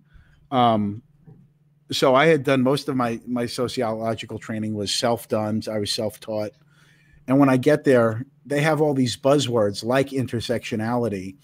And it seems that what's happened is that the social sciences have been hijacked by these people that they don't have a real skill. They could never actually make it in the real world, the tactile world of, like, you know, being a mechanic or a welder or an engineer. So they get involved in the soft sciences like social science. Don't they call them gammas or something? Like, have you heard about that? Gamma males? Yeah, that's like a Vox Day thing. Yeah. No, I'm gonna write that down. I'm sure the memes on that one are epic. Yeah, I'm check sure, out yeah. check out Vox Day's whole theory on social sexual theory. It's pretty interesting. I Yeah. don't know how much stock I put in it, but No. it's definitely very interesting. So for sure. here's an example of how lightly you should take it with a grain of salt. Owen Benjamin really likes him, so that's enough. That's enough evidence to make you a bit wary of the guy. Right. But he's got some interesting. They're more like, I would say, like mimetic like concepts. You can make really good memes. I don't know that I hate Owen Benjamin. No, I just think yeah. that he's like, I don't know, because he doesn't hate Jews, but he talks about them all the time. I'm like, And he's obsessed with Joe Rogan still. yeah, he's Like obsessed. overly obsessed. Yeah, Yeah, it's like he's definitely gone full evangelical, which good for you, dude. But it definitely doesn't. It's not doing him any favors. Yeah. You know what gets me for like these bigger people like Owen Benjamin, like some of the other names that are out there. When I think about the quality of discussion that I have on my channel and that we have together here and that you guys have, and then I look at assholes like that, I'm wondering like how they have such a huge audience size. And my subscriber base has been stagnated at 17,000 people for like 3-4 months now. I just How much of that do you think is algorithmic? I think a lot. I've been hemorrhaging subscribers like a sieve lately. I did a few controversial videos, but nothing that my subscriber base would like actually care about. But I've had people telling me like, yo, I've had to resubscribe to your channel like 4 times. Yeah, we don't really have any followers that interact with us too much. I mean, a lot of the interaction that we've gained is from your great followers who I think some of them continuously watch our thing now ever since we've done interviews with you. So you're one of those guests that's really kind of introduced us into the conversation that's really happening in the undercurrents. I'm glad to do it. And yeah. I love talking to you guys. It's a privilege for me to be here because there's so few people that can stimulate my mind. I know that might sound kind of arrogant or whatever, but well, I mean, it might sound arrogant, but it's like sometimes you just have to say what's true. And like, unfortunately, the level of discourse in this country is so low that like, if you can just find somebody who's willing to have like an open discussion and like is not so up in arms and dogmatic, dogmatic, religious about it, it's just a breath of fresh air, because in real life, and if you're on more mainstream areas of the internet like Reddit or Twitter or whatever, mainstream Twitter, you're not getting any of that, not even a little bit. I mean, it's almost all propaganda. Oh yeah. Well, see, here's the thing too. I don't know if this is a commentary on me or society. I've told this story on my channel. Like when I did my special report on the bureaucracy, I poured so much energy into that, so much research, years of my life experience and my college training and research skills. I put it up there, 1,500 views. Meanwhile, there was a guy on YouTube years ago that would literally run his own shit through a Play-Doh fun factory and get like 10 million views. Well, if it makes you feel any better, I would kill to have 1,500 views on a video. Oh, you'll get there. I've got one video that got 20,000, and it's really ironic. The thing of the video that everybody thinks is so amazing is I was talking about how I talked to different people who lived in the Deep South, like during the time of segregation. And I said, a lot of these people made it clear that, people didn't really see skin color in the way that, we're told that people did in the South back then. And it's interesting. It just takes saying one little authentic truth that people can resonate with. And sometimes that can really blow up, because people are very, they're thirsty and hungry for the truth again. And, just kind of interesting, just saying something like that could be so poignant, Yeah. And for me, I never know what's going to go viral. Like my most successful video to this day is a video I did that may not even be true. And I said that, and I clearly said, hey, this might be speculation, but nobody else is reporting on it, so we're going to do that. And it just keeps going. Like it's got, 260,000 views at this point. Yeah, I don't think there's really any method or rhyme or reason. It's really, when people are putting their voice out there, it's really a guessing game. You don't really know what's going to be successful. And, you know, most likely when you find success, it's usually going to be in a time that you're not expecting it at all. Yeah, and that's what I keep saying, not to harp on this or anything, but this guy, he's literally shitting in a Play-Doh fun factory. You know, like squeezing out like little spaghetti streamers of his own shit, and star shape of his. So this must be early YouTube then. Oh, this was early YouTube. Oh, this was like 10 years ago. That would be totally banned. At this I didn't point. even catch that the first time. I just caught that now.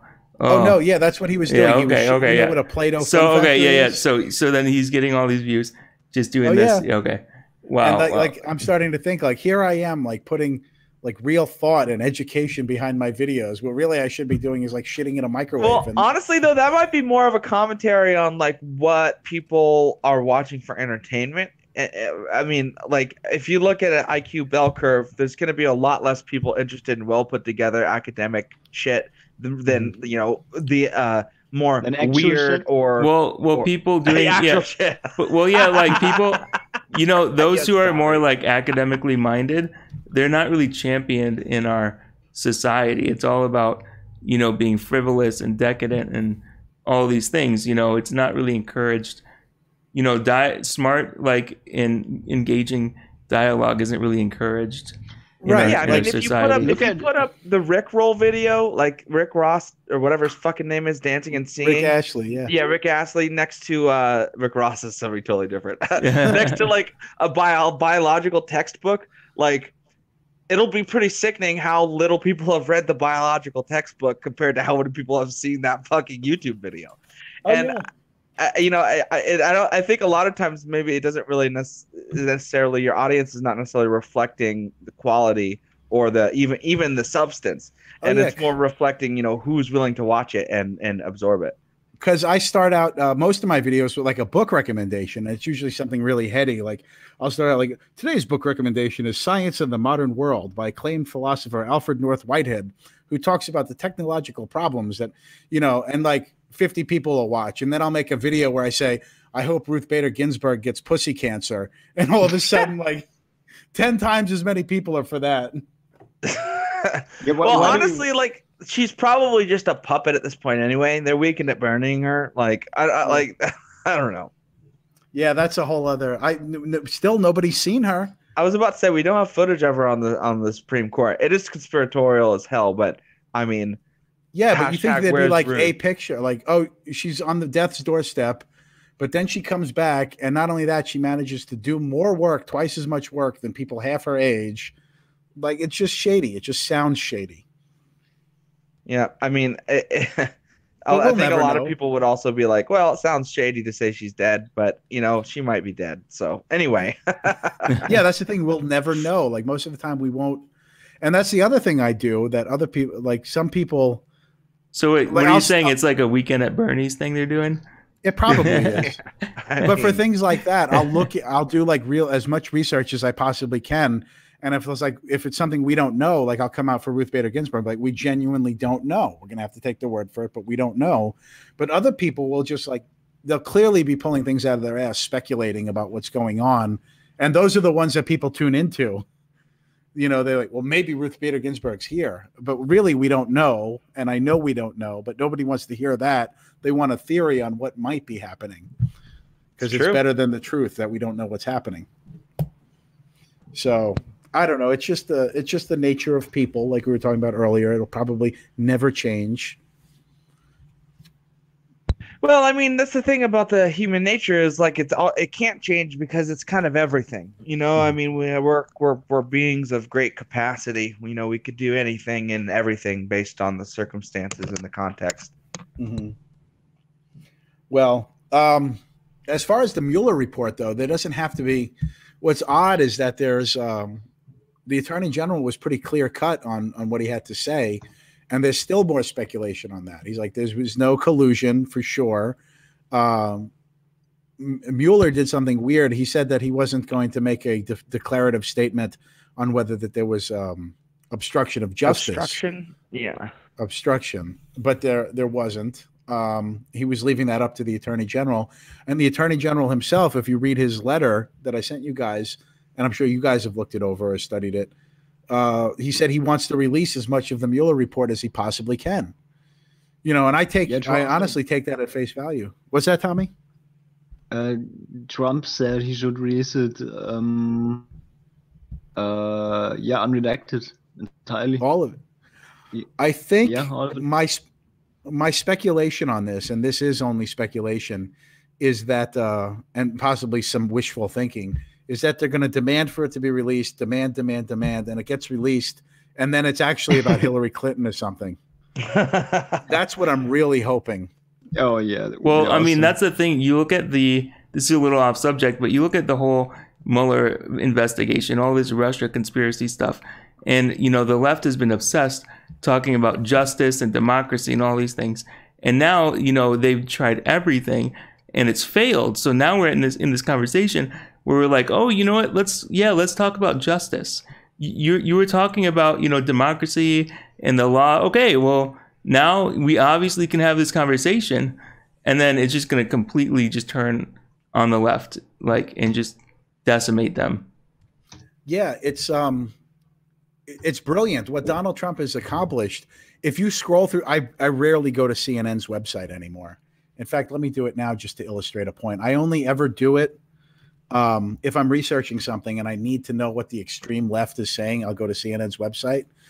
But if you go through their site and you scroll through it, it's impossible to tell what they're putting out as news and what is just like clickbait tabloid shit. There's no distinction anymore between them. None.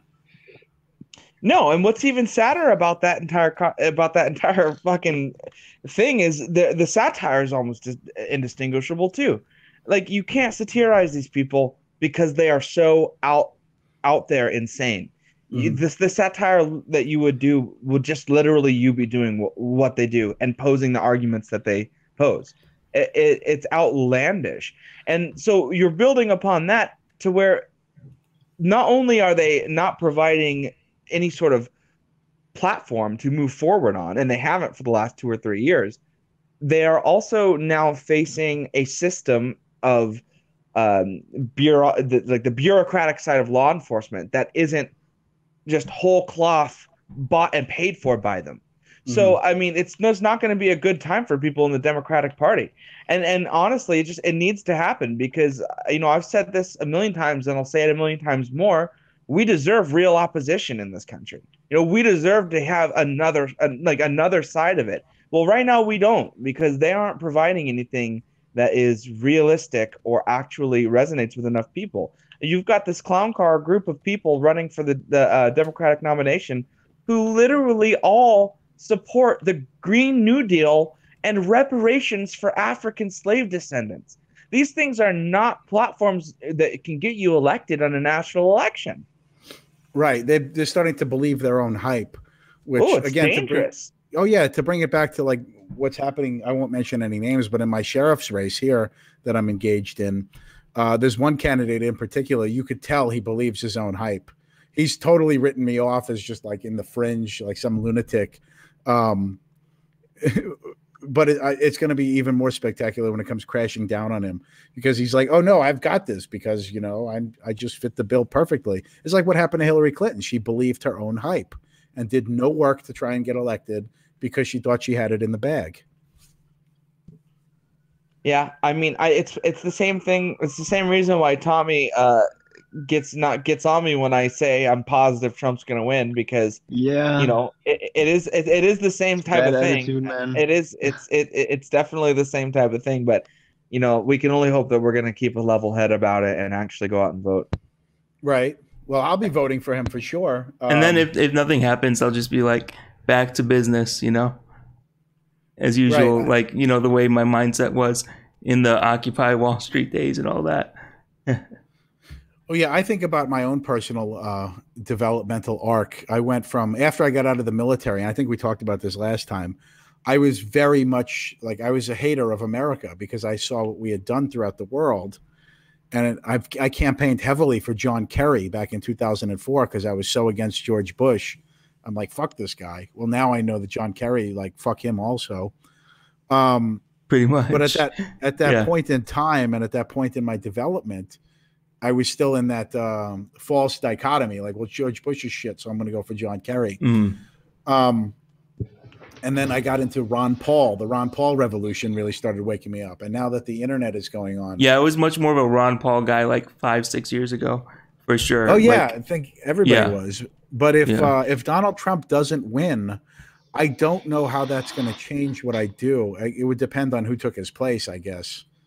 I don't think it could ever go back to someone as extreme as Hillary Clinton. Well, I kind of think she's going to run still. I mean, it's not November. She's walked back her statements she made on her local. Yeah, but right now she's actually doesn't she actually get investigated on the in the Ukraine? Yeah, is that what you're talking about? In America as well. Oh, I'm not sure. I don't know that. I think that Lindsey Graham said something about reopening, looking into the Clinton Foundation, but the Ukrainians are going after her for essentially fucking around with their politics. And, it's kind of symbolic, right? I mean, it's the same thing as like Mueller going after Russian nationals. It's just nothing's going to happen. But if anything, it shows the tide. It shows that she's, the cat's out of the bag with the Clintons. Everybody knows they're criminals. They are criminals. The FBI in Little Rock, Arkansas is still investigating the Clinton Foundation. I hosted a live stream a couple weeks ago, maybe a couple months ago at this point, where there were hearings in Congress about the Clinton Foundation. So it's going on. The thing is, like, there's so much news happening. We forget that there's really big shit going on just under the surface because it's not blasted in our face all the time. But they are still investigating the Clinton Foundation. Sure. And I mean, James Baker is being investigated, who is the lawyer who suggested that they indict Hillary. I believe Andrew McCabe also as well. I mean, there's things going on that aren't being blared, through the media apparatuses. But I do understand why there are some disillusioned Trump voters. I personally am not disillusioned at all. I don't see how far the wall has come as a negative for him. There's a lot of people who are like, well, I want the whole southern border wall built right now, or I hate Trump. I'm not on that level. I understand kind of why some people are. It's a bit of an Ann Coulter style approach. It's been 2 years. It's been 2 years. Happened, basically, yeah. I saw it. People are pissed. It's not nothing. It's definitely not nothing. I mean, he's got money for the border wall, for the border security. Walls have been refurbished and built. It's been really injected into mainstream media. But you are correct as far as like a campaign promise, literally speaking. It is, it has not been completed. But I don't see that as a result of what Trump is doing. I see that as a result of the resistance that he is facing. So to me, it's a matter of I see the things he's doing, and he hasn't abandoned that. It just hasn't happened. There are people who feel like he's abandoned that. And he's kind of sorry, I didn't want to interrupt. No, go ahead. No, I was done. He's kind of between a rock and a hard place, because if he were to, I really believe he wants to put a wall up on the southern border. There's no question in my mind that he wants to do that. But if he were, and he could easily do it in many different fashions, but if he were to do that, then he would be acting as the dictator that the left claims him to be. And I think he doesn't. If you notice Donald Trump, he comes out and he says things sometimes that might kind of leave you scratching his head. He's like, oh, isn't it terrible that this is happening? Isn't it terrible that that's happening? Somebody should do something about it. He's the president. There's many things he could do, but his style is to let things kind of happen without him, to let like investigations take their course. He could have interfered in any number of things, but he doesn't do that. And I think it's a very deliberate strategy. It is. He holds the high ground by doing that, because so much of his criticism of Obama was, acting as a unilateral executive. Right. And I think he's gone even further, swung the pendulum even further to the other way, to where he has to appear ultra hands off. Hey guys, I'm sorry to interrupt, but there's some news saying that there are air raid sirens that are continuing to sound across southern Israel. So something about Hamas. I guess like there are these rocket attacks going Jews on. and Muslims are fighting. Newsflash. Yeah, newsflash. But like they're making a big deal about it because there's the whole Trump making an announcement about, I think it was called Golan Heights. Yeah. Yeah. That was which I have some Yeah, right. Yeah. But go ahead.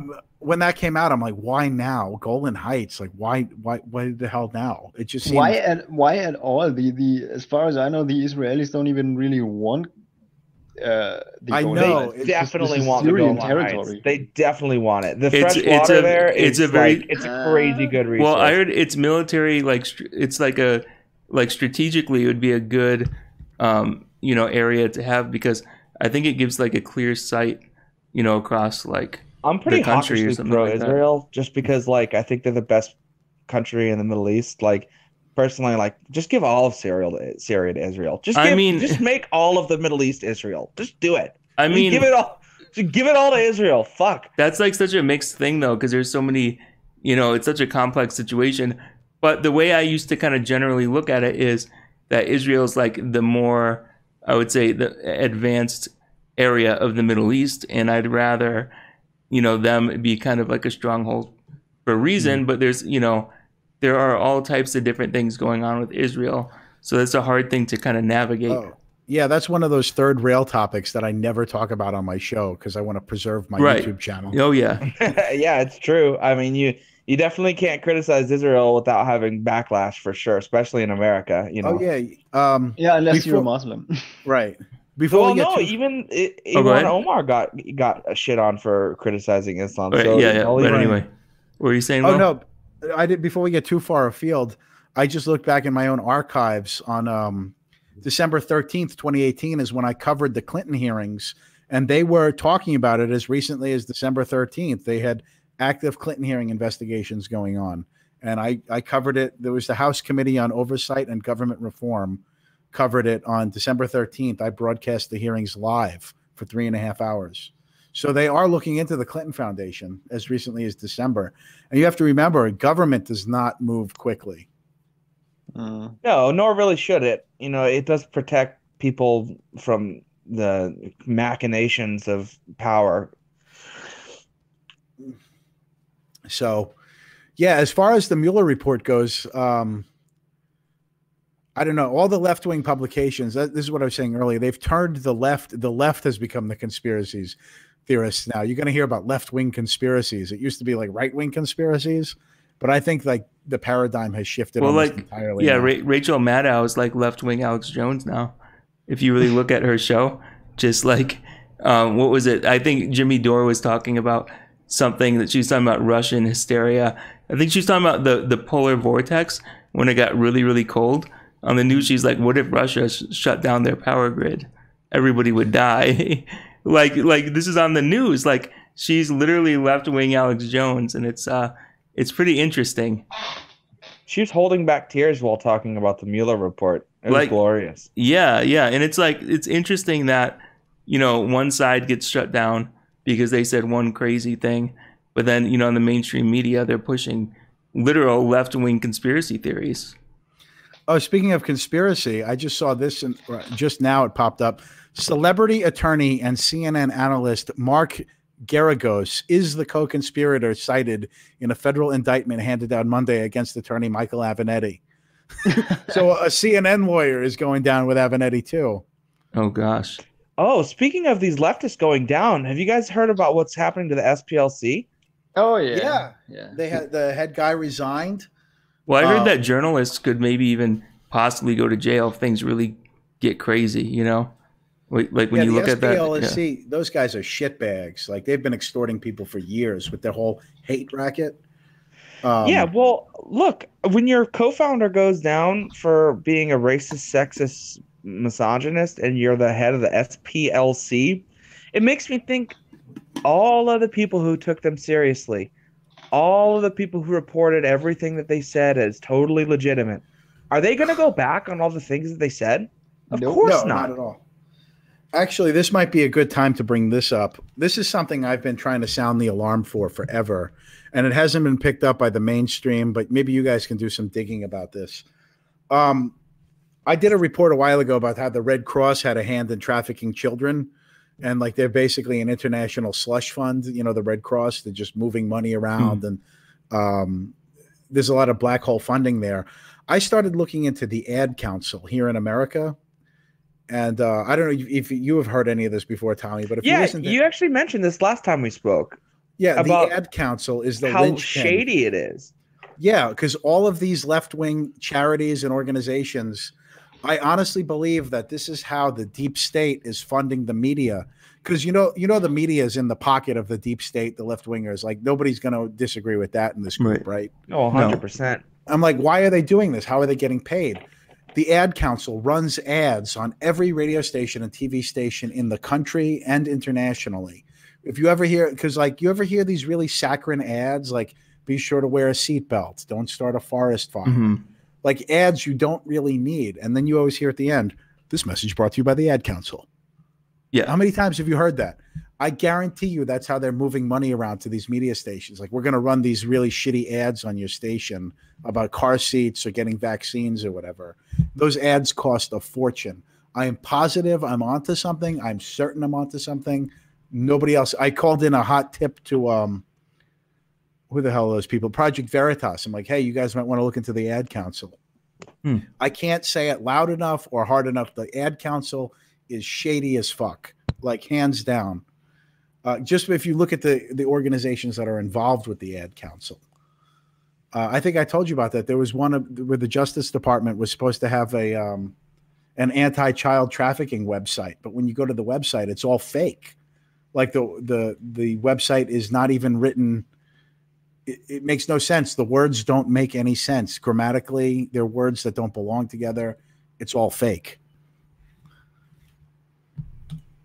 Well, it's definitely close enough to the structures that we're talking about to be influencing them monetarily. If what you're talking about is real, it's it would be not unlike the people who are apt to do that in our country to utilize these sort of they're shell companies. I mean, the utilization of the corporate structure in America is kind of almost like a priesthood. They've taken ability to be your own business, and they've turned it into this thing that's super complicated and has a small barrier of entrance as far as money goes. And they've done very similar things. I say they. It's not really it's not really a they. It's just something that I'm noticing. Same things happen with the lawyer class. They basically capitalized on the ability to file things with courts. That's, as far as I know, that's free or very cheap to file movements with courts and to operate within our legal structure. They've taken that and they've turned it into a priesthood, and not only a priesthood, but a very lucrative priesthood that is bilking people. And it all comes together with what we're seeing as far as, like you're talking about with the ad council, is control of the media, the control of of people via massive lawsuits. The tyranny in this country is not necessarily coming from the government. It's coming from other sources. Right. Well, I've pulled up this page here just as an example to illustrate it. The Department of Justice had an initiative under Obama called Defending Childhood. You might have even heard ads for it, the Defending Childhood Initiative. Well, I started looking into it when I was investigating the ad council, and I went to the Defending Childhood webpage. This is an official Department of Justice website. And you click on it, and when I went to go read it, fortunately I had the sense to archive it on the Wayback Machine. Listen to this. If this is the Department of Justice's Defending Childhood Initiative. If need in research document support arises, for your great most of men and women creating a study, pieces of paper appear to be an much too problem, especially in the case of the initial acquaintance, by using these form of investigation. It really is crystal clear these particular conditions demand study document assist. You get what I'm going with this? Like, it Holy means crap. It sounds like a computer or a form person wrote it. Right. It sounds like, yeah, somebody who doesn't speak English. I'm guessing it was an AI program, just the way it's, but it has nothing to do with defending childhood. None of that shit. Well, I mean, it's also it would also make sense that in an attempt, a successful attempt, might I add, to control narratives through the media, you would utilize something like that, because a lot of the child trafficking and a lot of the human trafficking is done at the humanitarian level. There's whenever there's a humanitarian crisis, like an earthquake or tsunami or something like that, human trafficking skyrockets. You know, a good crisis, you know, bad people don't let a good crisis go to waste. And, you know, that's a time when people are in desperation.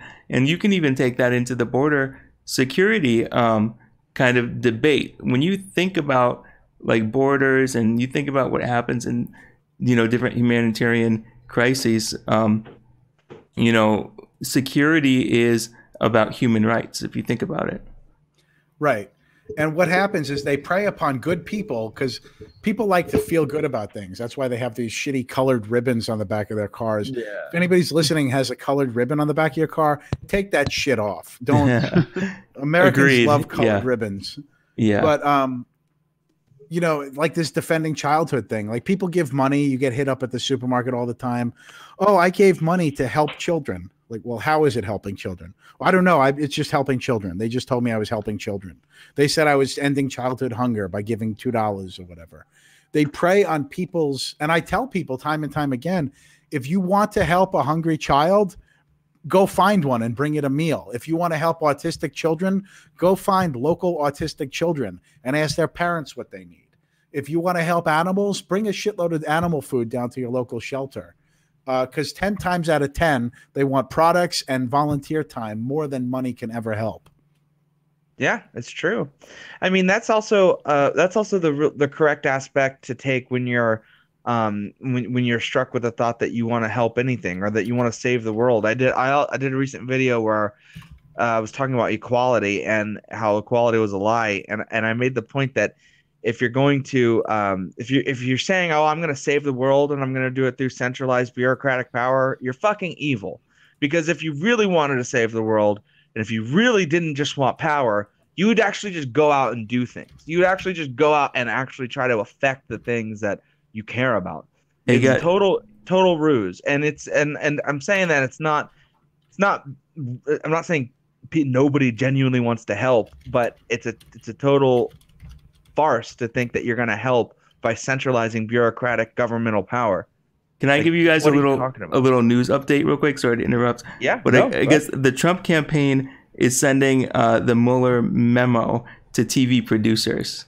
So they're sending the full memo on Mueller to every news like station producer. It's going to be the movie of the week. Yeah, and I guess like Scott Adams is asking people if they're having a blast watching the news right now. So I guess there's a lot of craziness going on. No, I think this is the. Did you see Donald Trump's tweets this morning? I don't have social media. I saw his tweets after the report where like he didn't say anything for a day, and then he's like, "Have a good night, everybody," or something like that. Yeah, that was it. Have a great day. Yeah, he's like, "Have a great day." Yeah, and that's it. He didn't say a word about it for like 2 days. No, I think that the tide has definitely turned. I think that Donald Trump is finally going to go on the offense. And once he gets reelected and he doesn't have to worry about yet another reelection, I think that's when he's really going to get savage. That's my own personal feeling. Oh yeah, his second season 2 of Donald Trump presidency is going to be the real to quote Sir Patrick Mack, that's going to be the bacony cheesy goodness. That's going to be that's going to be where he is actually able to cut loose and do the things he wants to do. Yeah, hang on. I'm promoting a stream right now. One of my subscribers is like, "Are you doing any streams?" And I'm like, "I'm live right now." So I'm sending out a link to some more people. Awesome. Yeah, I really enjoy talking with you guys. It's so much better than having to carry the show entirely by myself. Yeah, when you have like a couple people, you know, together on a conversation, it can flow really easily. By the way, when is about the sheriff's election? When is the election, and are there any debates or something in the meantime? Well, yeah. Here's the thing: the last that's a two-part. There's 2 parts to this election. The event that I went to was supposed to be a debate. I'm not going to mention any names, but I have some inside information that one of the other candidates was going to pull out if questions from the public were allowed. Okay. So we weren't. Yeah, so we weren't. They want to be the top cop in the county, but they don't want to answer uncomfortable questions. I'll answer any question at any time. That's my real public speaking. Really is like a superpower, guys. If you're comfortable, and it's funny because I was jerking around one of the other candidates. It was my first time meeting the other candidates, And they're like, oh, yeah, what are you all about? Well, I'm running for sheriff. I said, I'm kind of out of my element, public speaking and all. And then if you go back and you watch the actual debate, look at the faces of all the other candidates while I'm talking. They're all fucking getting red and like just furious that they have to contend with me. Because I've been public speaking for years. They're really contending with each other, though, aren't they now? Yeah, that's the thing. The three of them, to answer your question, Tommy, the three of them are all running as Republicans. And I'm running as an independent. So the way the system is, on June 11th, they're going to have an election for a Republican primary election where it's going to narrow down those candidates to one. The three of them are contending with each other in that election on June 11th. So after that, I'll know specifically who I'm going up against on the November 5th election. Remember the 5th of November. And so I'm going to go up against whoever wins the Republican primary on June 11th is who I'm going to defeat in November. Why? So there's not even a Democrat running? It's just you and the Republican? No, running as a Democrat would be suicide in this county. This county voted overwhelmingly for Donald Trump. Yeah, I read that on the Wikipedia page. In the last 13 presidential elections, your county voted 11 times for the Republican. Yeah, anyway, why are campaigns so fucking long in America? I have no idea. November. This is 8 months. 7. Yeah, and some of these guys announced their campaign at the end of last year. I don't know. It's just the way it is. Like, part of me is good, like, because weird shit. You have a chance to dig up weird shit on these candidates. If campaigns were shorter, this is my own personal feeling. Somebody could put on a really good facade, and you wouldn't have time to really dig into their life. Yeah, okay, that's a good point. It's like people, people, there's like a facade of them. If you ever want to know what a person's really like, you deal with them for a while and see how they handle pressure, because most people can't keep their facade up under pressure. And then you get to see what the person's really like. If there's in a sustained campaign, there's less of a likelihood that you're voting for a facade. You get to see what somebody's really like. I mean, that's my own personal feeling. I don't know that it was designed that way on purpose. And I don't think that 200 years ago, presidential campaigns or any campaign for that matter ran for a year or longer. Like presidential campaigns in America basically are more or less. I mean, yeah, the Democrats are starting now. This is 2 years. 2 years campaigning. That's half a presidency. This is nuts. Yeah, well. In America, there were travel considerations. Things were so far apart back then, too. Go ahead, Tommy.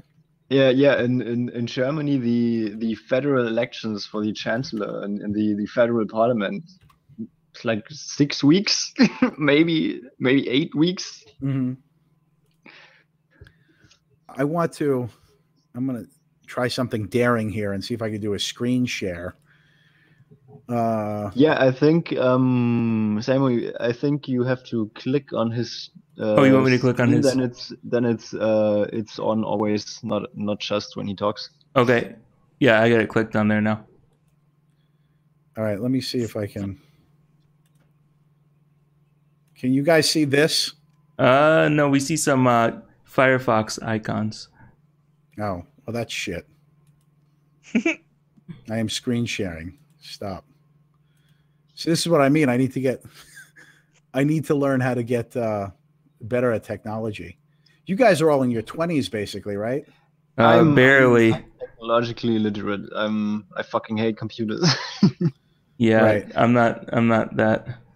All right. Can you see this now? Yes. Now we can see it. Perfect. Okay. This is the county I live in, Botetourt County. This is how big the county used to be in 1770. Damn, I didn't know. That's nuts. You see Fincastle. My whole state is like in there. Yeah, Fincastle, where I am in the lower right-hand corner, that's where I'm broadcasting from right now, is Fincastle, Virginia. It used to be the county seat for all of these states. And so people that had to vote or go to court, they had to come from up there in Wisconsin down to Fincastle to cast a vote. That's insane. It's almost it's almost like Virginia was part of like a regional, like kind of capital city, because you got DC, and then Virginia, and then whatever's below that. You know what I mean? Right. Fincastle was the last outpost before the Wild West. We had the Lewis and Clark expedition ended here. The local middle school was named for William Clark of Lewis and Clark fame. Thomas Jefferson designed our courthouse. Like Fincastle's a very instrumental in American history. Like most people don't understand the significance of Fincastle. That's why it's so great that I'm running for sheriff here. Here, let me see if I can pull this up too. View image. There we go. I'm going to play around with this screen sharing thing again, if you guys don't mind. All right, all good. Oh no, inviting people. Share screen. Entire screen. That was what I had to do. This is our courthouse right here in Fincastle, Virginia. There's our Confederate monument obelisk there on the right. But this courthouse was designed by Thomas Jefferson himself, and it's been our courthouse since the 1770s. So there's that. But just a little bit about Fincastle here. It really is quite significant in American history, this town. That's pretty incredible, man. Yeah, most people don't even know about it. It's really sad because it's kind of, when I moved here, it was a lot more vibrant than it is now. We had this thing called the Fincastle Festival, which was the place to be. And now, like, there's a lot of vacant buildings, and the big hope of the county is, like, hopefully some big company from out of state will come in and build in Botetourt County so our economy can be good again, which I think is absolutely the wrong approach. If I had any real power here, and I would need power beyond just being sheriff. As sheriff, I wouldn't be able to do this. But this county, this town would be more like colonial Williamsburg. I'd love to have people dressed in period clothes and blacksmiths and people churning butter and shit like that. History tourism's huge. People love that shit. Oh, yeah, but this county is really weird. There's so much weird stuff going on here. I started digging into, and hopefully I can find this picture. This would be really great if I can find this.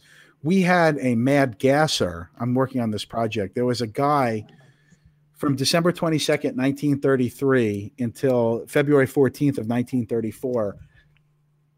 He was a mad gasser. He would go around and he would gas people in their houses with hallucinogenic and paralyzing gases.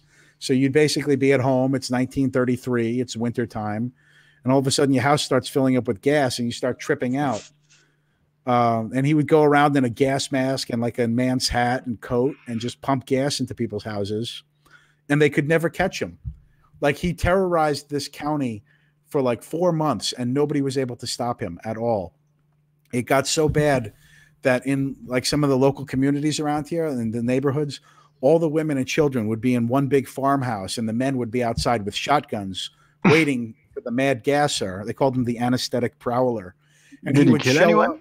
No, he never killed anyone. He never stole anything. He never raped anyone. He would just gas people. Like, they'd be waiting for him. Basically. Yeah, he would show up and they couldn't stop him. Even though they were waiting for him, he would just gas them all. And they'd start tripping out and become paralyzed. Gas them all. I'm German. I have a little bit of experience. Oh, God. Oh, my God. Oh, man. Fucking Mad hold on. gasser. Now I have Hashtag to write an official apology. to the German people. Tommy, Yeah. Tommy he's going to apologize now. He has to do it every day, every episode. Yeah, Tommy please has to apologize. Please flagellate yourself for the German people. Right. Feel bad for something that you had nothing to do with.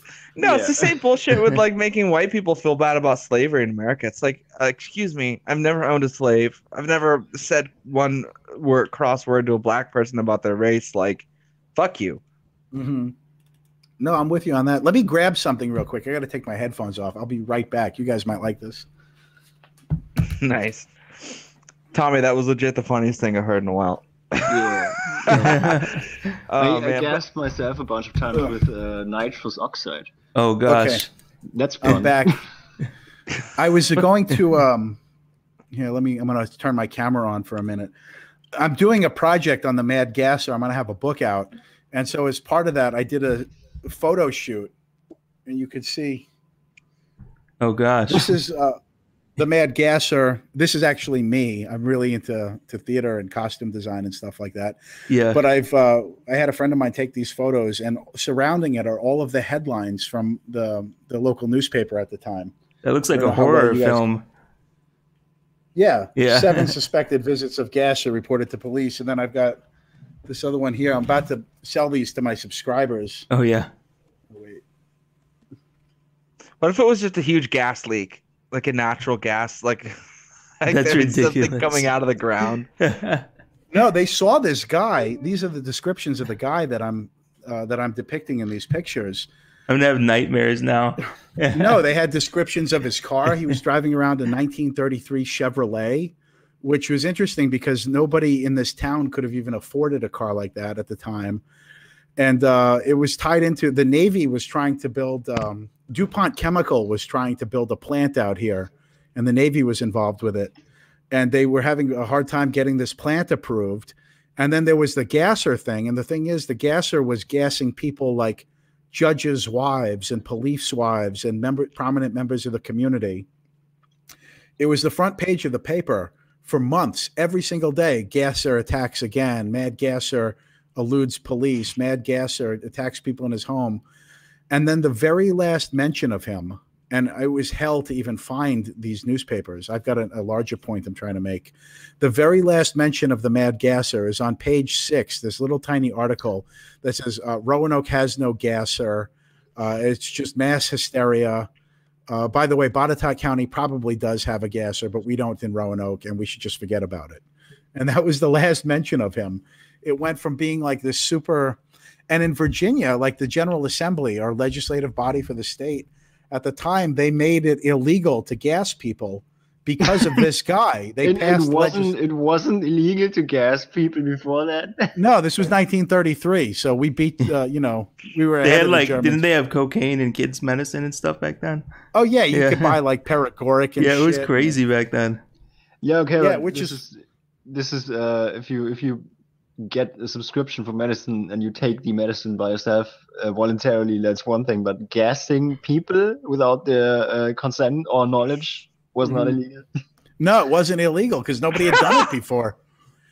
There was really until World War I, there was nothing like weaponized gases. Yeah, okay, right. Okay, that's so right. People didn't but today it's illegal in Virginia to this day to gas people because of this guy. So it was taken seriously enough that they were passing laws against him. There was a statewide manhunt for the guy, and they never caught him. But the very last mention is, oh, by the way, it's all just a figment of your imagination. There is no gasser. It's like the most disingenuous thing. And then after that, of course, they were able to build the DuPont Chemical Company and all this other stuff as a result of that. Oh, yeah. Sounds like some classic political extortion or corporate extortion.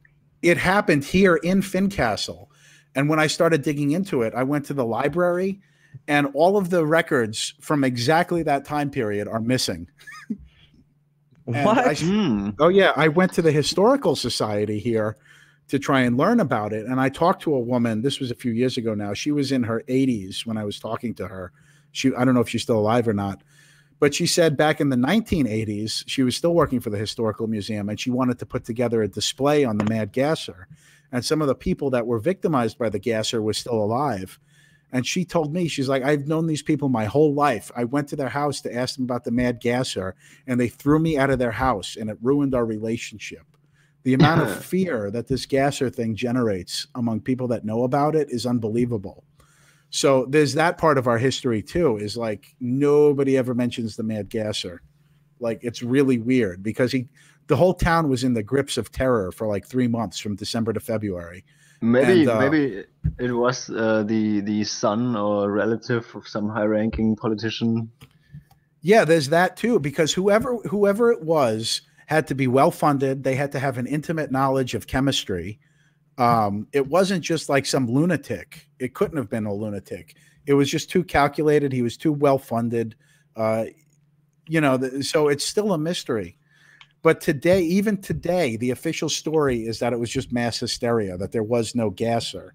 But I was able to round up the newspaper articles at the time, and I've read through them all myself, and there's no way that the gasser wasn't real. It had to have been a guy. because there's reports where they were trying, like 3 different police departments were trying to chase this guy down, and they always described the same car, and like they had him cornered, and he just like detonated a bunch of gas, gassed all the cops, and drove off. He was like Batman. So I mean, it's really a captivating story. He was like the DuPont Batman. Right. Oh, and actually, speaking of MK Ultra and shit like that, I was going to mention this earlier because we were talking about Whitey Bulger, I think it was. There's a girl that I know. She's a nurse at a dementia facility, and she has a guy there. And she said that he's out of his mind with Alzheimer's or dementia or whatever. But she says whenever he is lucid, when he has moments of lucidity, all he talks about is how he was a part of these experiments at the Edgewood Arsenal in Baltimore, which is part of an MK Ultra thing. And she's like, they made him smell. He's just bitching the entire time about how they made him breathe in all these chemicals back in the day at the Edgewood Arsenal. And I looked it up, and it indeed is tied to MK Ultra. That's nuts. That's nuts. That's why, you know, I mean, I'm not like a basher on, you know, people's liberty or like what they want to do. But, you know, I used to be kind of interested in the concept of psychedelics and stuff like that. And I've never tried acid or DMT or anything like that. But from what I've researched about, you know, how it was introduced into our society, I'm pretty wary. And I personally wouldn't want to, like, you know, dabble in any of that, because it's just like, you hear some wild stories. You know what I mean? Yeah, there's always like the adventure aspect of it all. Yeah. You know? I don't know. I don't mind being a psychonaut myself. Yeah, well, I think I just know myself, and I think I personally, just for me, I'm like, don't think it's my thing. But, you know, different people have different views on that, and that's... Well, and I think also if you talk to anybody, even people who are like really into psychedelics, they'll tell you like it's not for everybody. You know, extreme sports are super fun. They're not for everybody. You know, anything past a certain level of passivity or casual aspects is not going to be appealing to a broad amount of people. You know, I'm a snowboarder. I've been a skydiver. I haven't been in years, but you know, I have my A license. Like I've been like 40 or 50 times. Like it's really great, and I found it to be spiritually fulfilling. But there are some people who it would just terrify them. You know, it wouldn't be able to get anything positive out of that experience. Oh yeah, for years, and I didn't realize. I've got balls of steel, guys, and I didn't even realize it because it was so commonplace for me. When my father was alive, we did tree work, and it was like old school tree work. I'll climb a tree with a rope and a saddle and a running chainsaw. I could be 120 feet in the air just taking a tree down with no heavy equipment whatsoever. And I didn't realize how ballsy that was until I met other people that like they won't even get in a tree, much less hang there with a running chainsaw. And I put a saw through my leg one time. I got a bad chainsaw injury a few years ago. But I mean, it's still thrilling to me. I still do it from time to time when I need firewood. But yeah, I mean, and it's like, no, I was just gonna say it's exactly why psychedelics are definitely not going to give the same result to everybody. You know, it's that same aspect of humanity. Well, I would, even if psychedelics aren't your thing, I would encourage you to still explore your consciousness. You could do lucid dreaming and astral projection without psychedelics. Oh, 100%. Lucid dreaming is a really, really interesting concept for sure. No, this is something. Go ahead. A few months ago, I had the first lucid dream I can remember, and the moment I realized, hey, I'm dreaming, is when I just stopped doing anything and I just sat down and waited to wake up. Right. No, the dream world is a place. There's people that I lucid dream with. Like there's a girl that I know that lives in New Mexico, and I have dreams. I know I'm dreaming, and I talk to people there, other dreamers or people that have since died. And what's interesting is some of these people, I talk to them the next morning or a few days later, and they experienced the same thing. Our consciousness was meeting in a place. Like the dream world is a real world. I firmly believe this because I'm able to talk with these people and interact with them in a non-physical state. And then when we talk later in the physical world, collectively, we've had the same experience. So something is happening. There was a guy that did a bunch of research in this area. He was interviewing children, infant children, that claimed that they were in the war, and they had these really obscure details about World War II bombing equipment and the people they served with and how submarines worked. But they were like 3 years old. There's some aspect to humanity that we still don't understand, and I think lucid dreaming and things like that are the key to it. Yeah, well, I will wholeheartedly agree with you that there are plenty of aspects about human nature and humanity that we do not understand. And as we kind of develop as a species into this technological world that we're creating, I think in a lot of ways, our drive and our angle at which we're moving through advancements is something that's ultimately driven by the net basic reality of who we are. You know, we seek to create new worlds and create new modes of being, and because that's just what being alive is all about. And right now we're in a state where we're doing that on a very tactile, physical, real level. We want to make cars and planes and computer systems, but there's totally other avenues to advance humanity outside of that. And I think that you know, it's a little bit neglected in our society. Mm-hmm. Yeah, no, it totally is. What's interesting is I talked to a guy from India, and over there, astral travel and reincarnation are not like over here. You get a mental health diagnosis if you said that you're leaving your body on a regular basis. But in the Eastern world, it's still, even in modern times, it's understood. If you go to a doctor and say, I've been leaving my body, they'll be like, well, have you been meditating a lot? It's not unusual, in other words, like the way it is here. Some of the best lucid dreaming and out-of-body work has been done. I'm very lucky that I live in Virginia. I would like to recommend to everybody to check out the Monroe Institute. It was founded by Robert Monroe. It's in Charlottesville, Virginia. I've been there a couple times, and he engineered a type of binaural beat that you listen to that helps with out-of-body travel and lucid dreaming. What does binaural mean? I've heard that word so many times. I have no idea what it means. Well, basically, I Google it and I give you the exact. I know what it is, but I can't explain it right now. Oh, it's binaural audio thing. Yeah, oral for your ears for hearing, and bi meaning two. What happens is that you have to use headphones with it, and they play a tone in one ear of a certain frequency, say 70 hertz in your right ear, and then in your left ear there'll be a different tone of like 74 hertz. But what happens is that because the tones are different, your mind tries to synchronize them, and you'll hear a completely different tone that exists only in your mind. Robert Monroe calls this hemisync, because he's able to synchronize the hemispheres of your brain by using a different tone in each ear to synthesize a totally new tone of a different frequency altogether inside your mind. So it's kind of like a music experience where can it happen with anything, any two? I mean, it's basically the act of creating something different out of two separate audio streams. Right, but the amount of variation in the frequency matters. Like if it's off by 3 hertz, you get one result. If it's off by 6 hertz, you get another result. Interesting, because here you go on YouTube and you type in binaural beats. It's like you could listen to thousands of hours of it. Mm-hmm.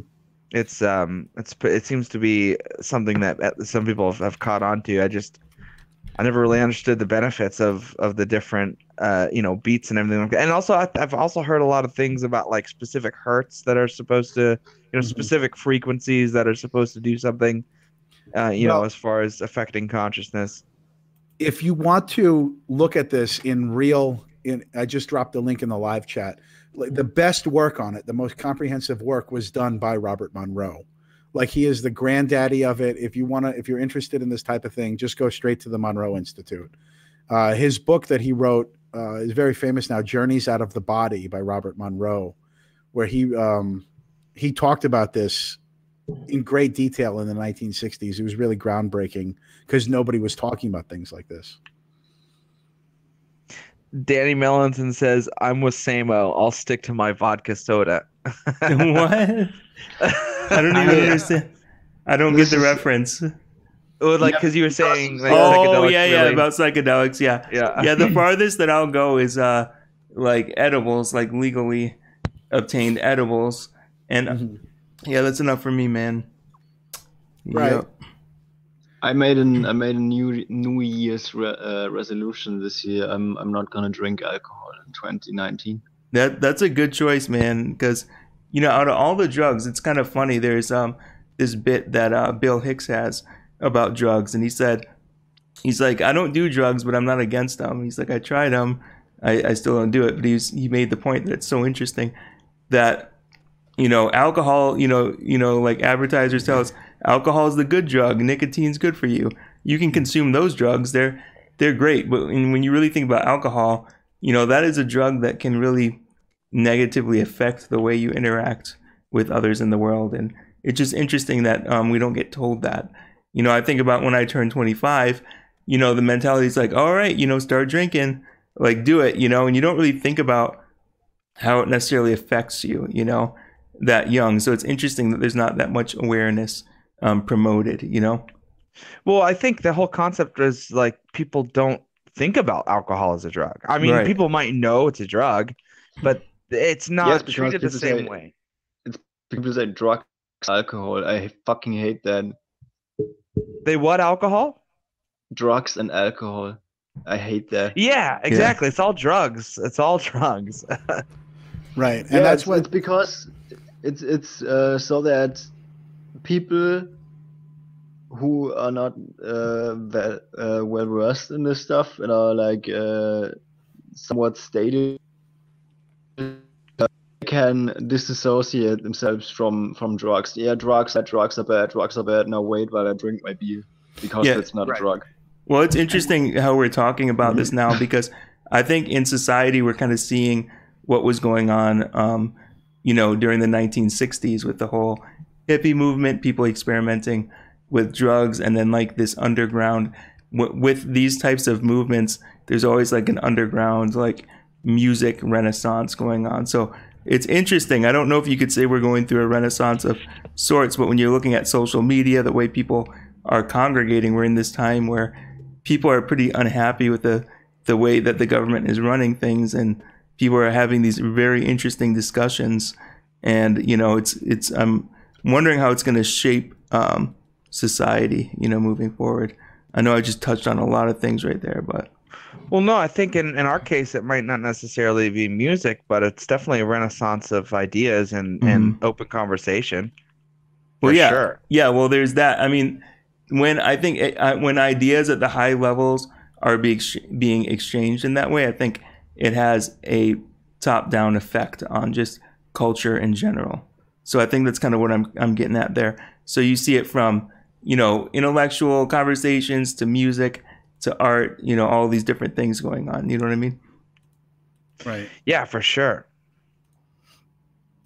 Things are getting really dynamic now. I did a show maybe about a week ago. There's a sociological theory. It always comes back to sociology. Yeah. Called the tragedy of culture that I talked about for a while. And the idea is that people are being controlled more and more by things they understand less and less.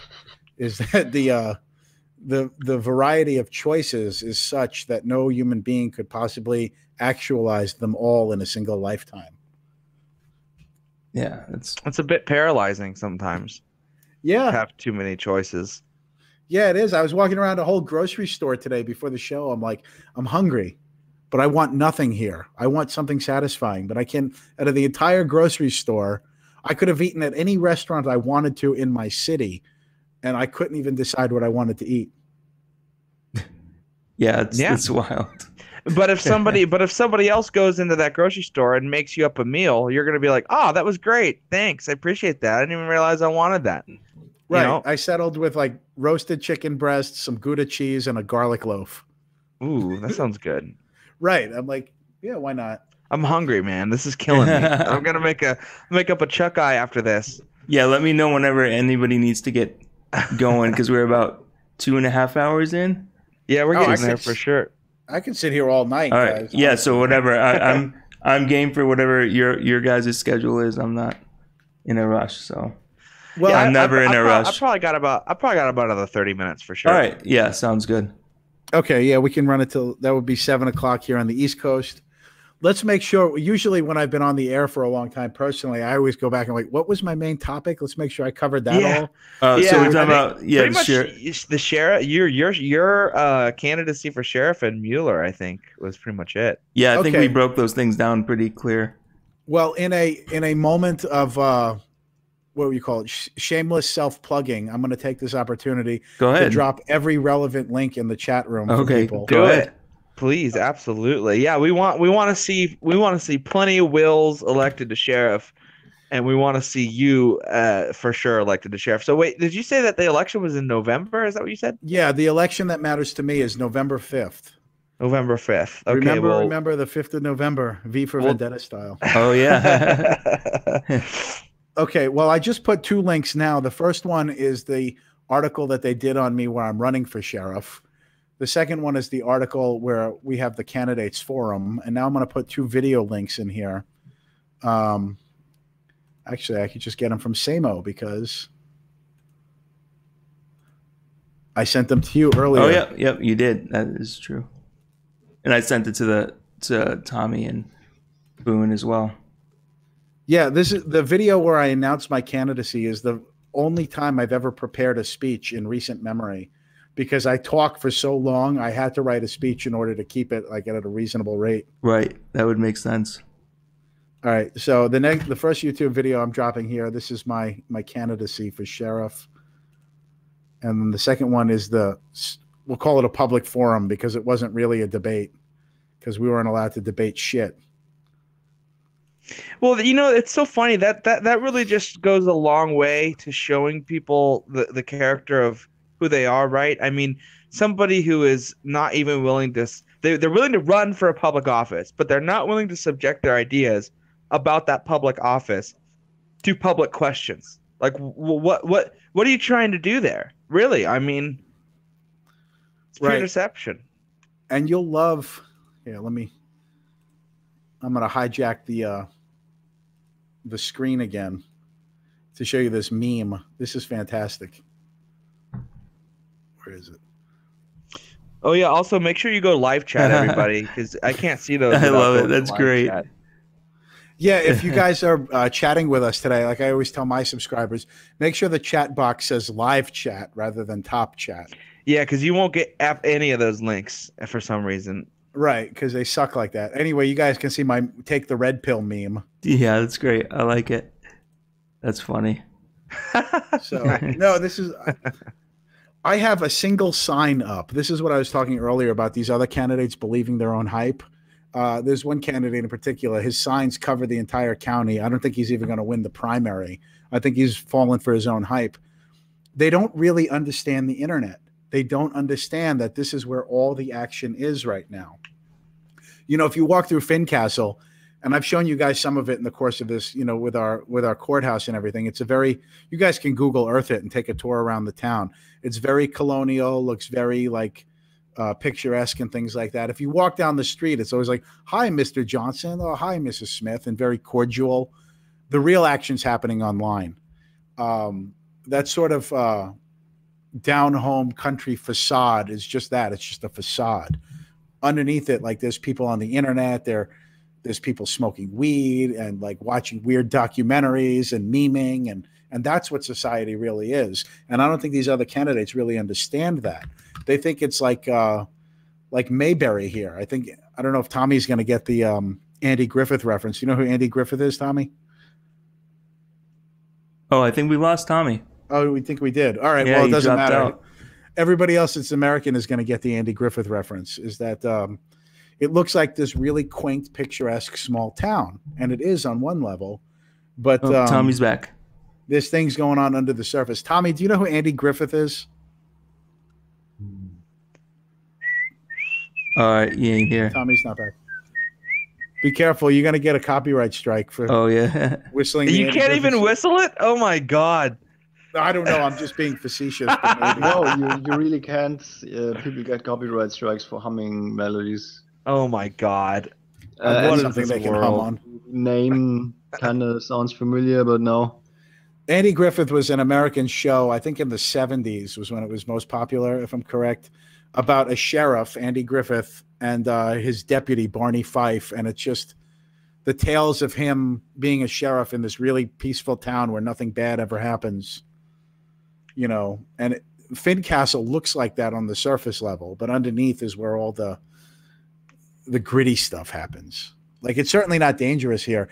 In this crime statistics that I was looking up, like, for instance, in 2017, we had a single murder. And if I remember correctly, it was a road rage incident where somebody got stabbed to death at a gas station. But we had a single murder. Basically, nothing ever happens here.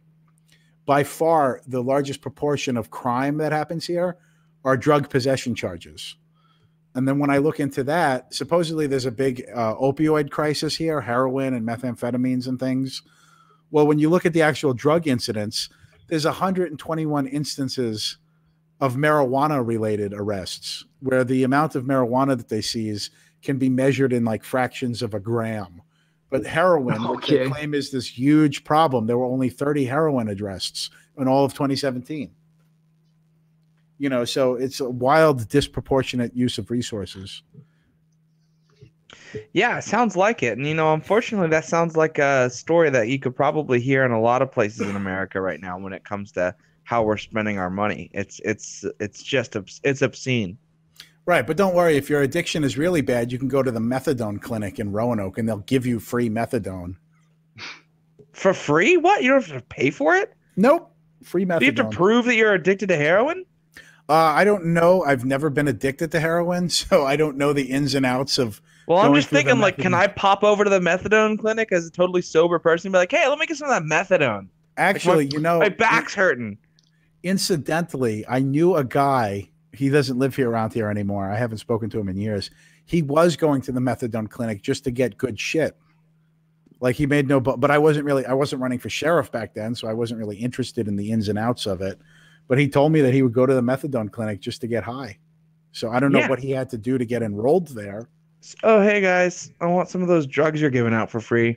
It's like, yeah, okay, but this is the same society that's going to put you in prison for having a weed pipe, or for doing somebody else's prescription drugs, which were pawned to him for, you know, whatever reason. It's ridiculous. Oh, yeah, this is funny because the other candidates, I've been following their proposals very closely so that I can counter them. And their solution is to build a drug take-back box that will be somewhere in the town so that if you get prescribed some drug that you don't need anymore, you can put it in this box. And so somehow if Granny turns in her OxyContin, it's going to end the drug problem. Well, I started looking into actual academic studies on these drug take-back programs. And by and large, people are turning in like Flintstone vitamins, over-the-counter shit, antibiotics. They're not turning in the good shit but to any large number. But that's the only solution they have to tackle the drug problem. Is that, well, we're going to put a steel box in the middle of town so that people could turn in their unused prescription drugs. And somehow this is going to solve every problem we have. And it's that sort of like childlike thinking that this county does not need.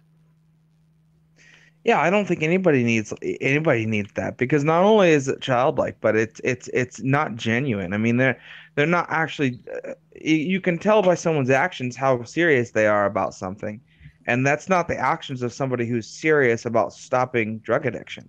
Those are the actions of somebody who's serious about getting elected in a superficial way. I wouldn't necessarily say that they're not serious about it. It's just these are people who have no idea about these subjects.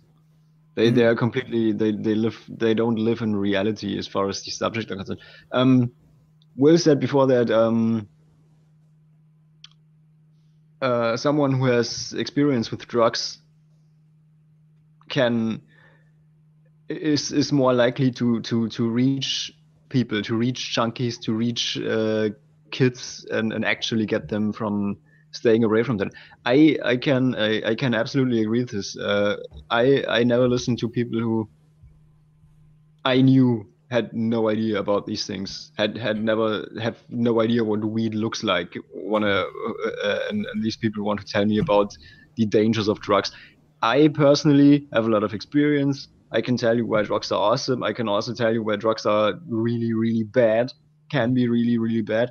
And this is the difference that I'm getting at here.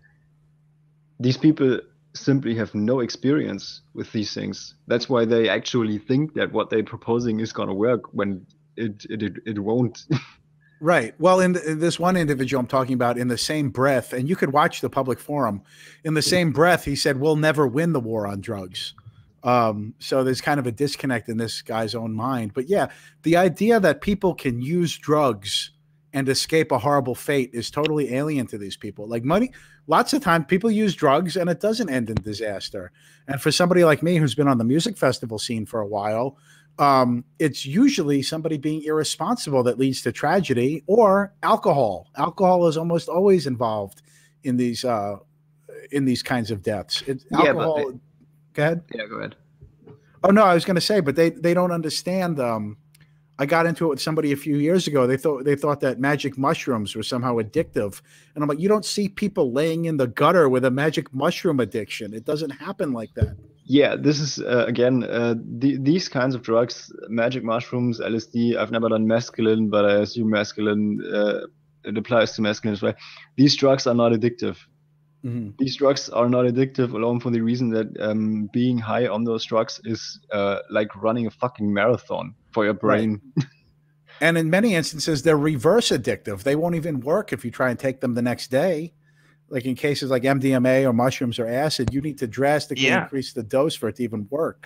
And then the case with mushrooms, it'll actually have you'll have an aversion to mushrooms for a while before you even want, I mean, it's the complete opposite of doing cocaine, and it's like a funny thing about like the more addictive drugs, it seems to be a component of those drugs is because, some of the addictive drugs do put your body through a lot. It's not necessarily that psychedelics are working you because, you could do cocaine and your heart's going to be working super hard.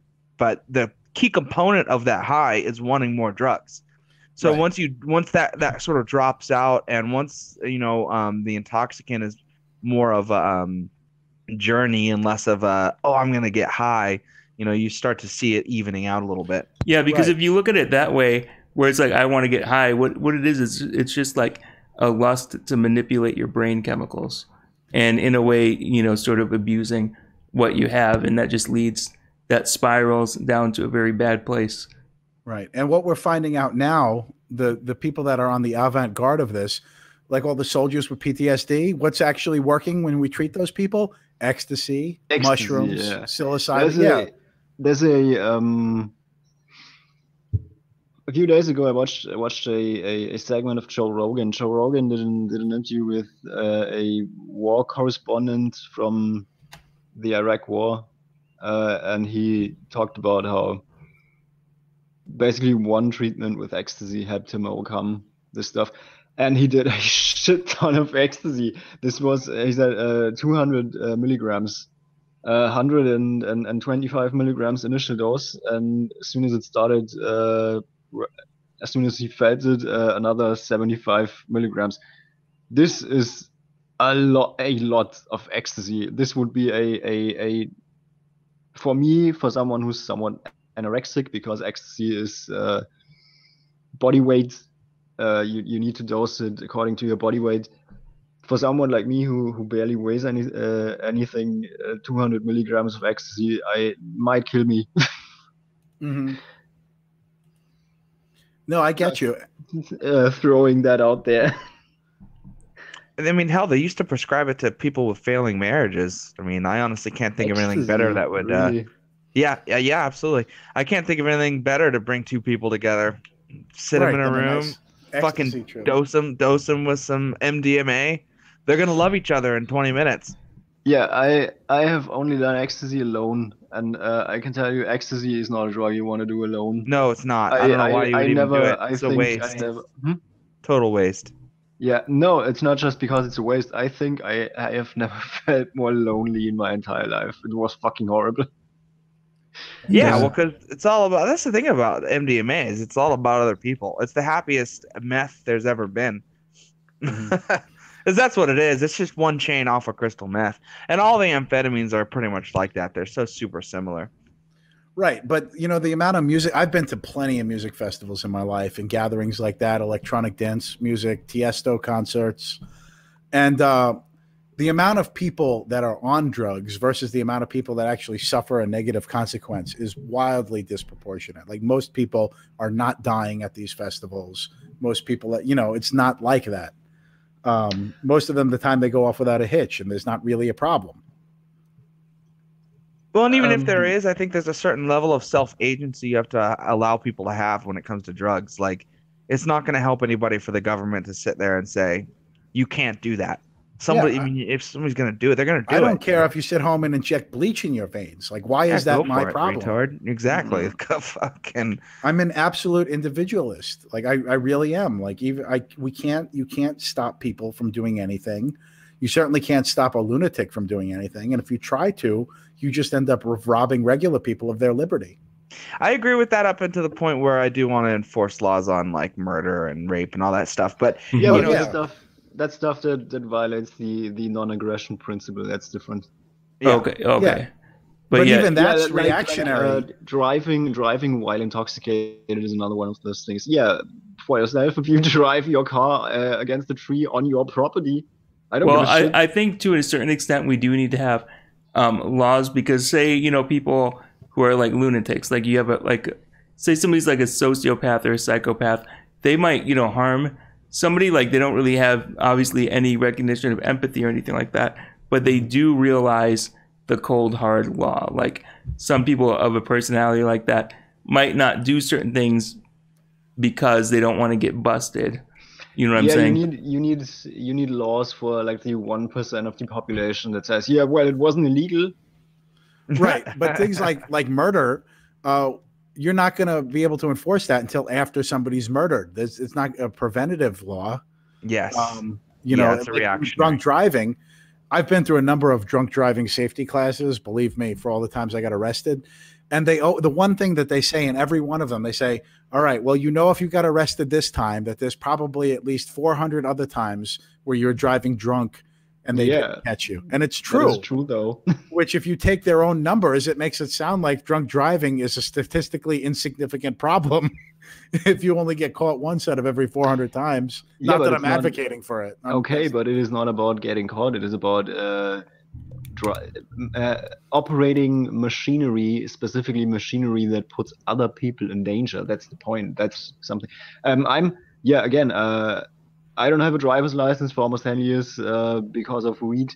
And in retrospect, I am very, very hardcore nowadays when it comes to DUIs. I do not want anyone on anything that is psychoactive in a car on the street.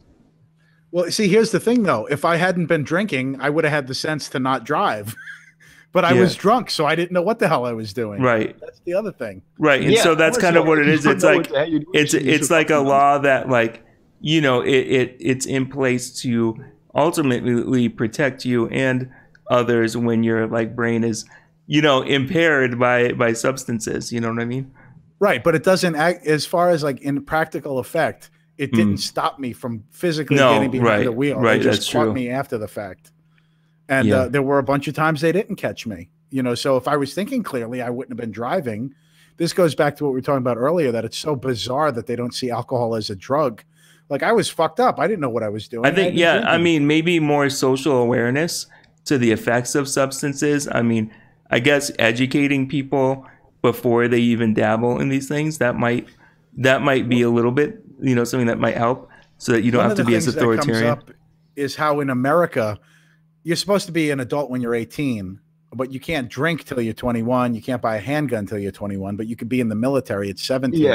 Yeah. The argument's been made over here that they make it such a forbidden thing that we have more of a problem with alcoholism over here as opposed to maybe European countries where you could be 13 and get a beer or something like that, and it's not a problem. I have a few years back, 10 years back, I had an English teacher who spent a year in America, and he said that in America, in the United States, because alcohol is completely illegal under 21, when teenagers or people under 21 get their hands on alcohol, they get absolutely completely wasted.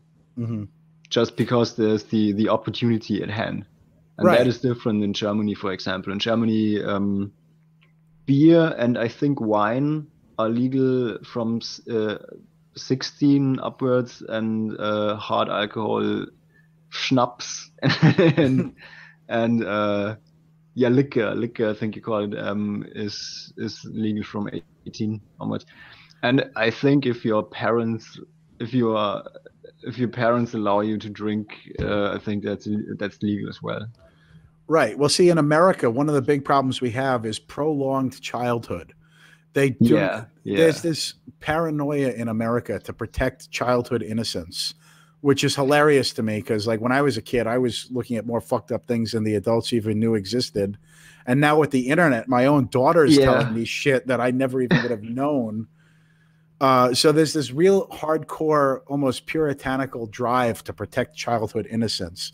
And so as a consequence, we prolong adolescence to the point now where anybody that's a millennial in our country, they can't even stand on their own 2 feet because they've been coddled and babied for so long.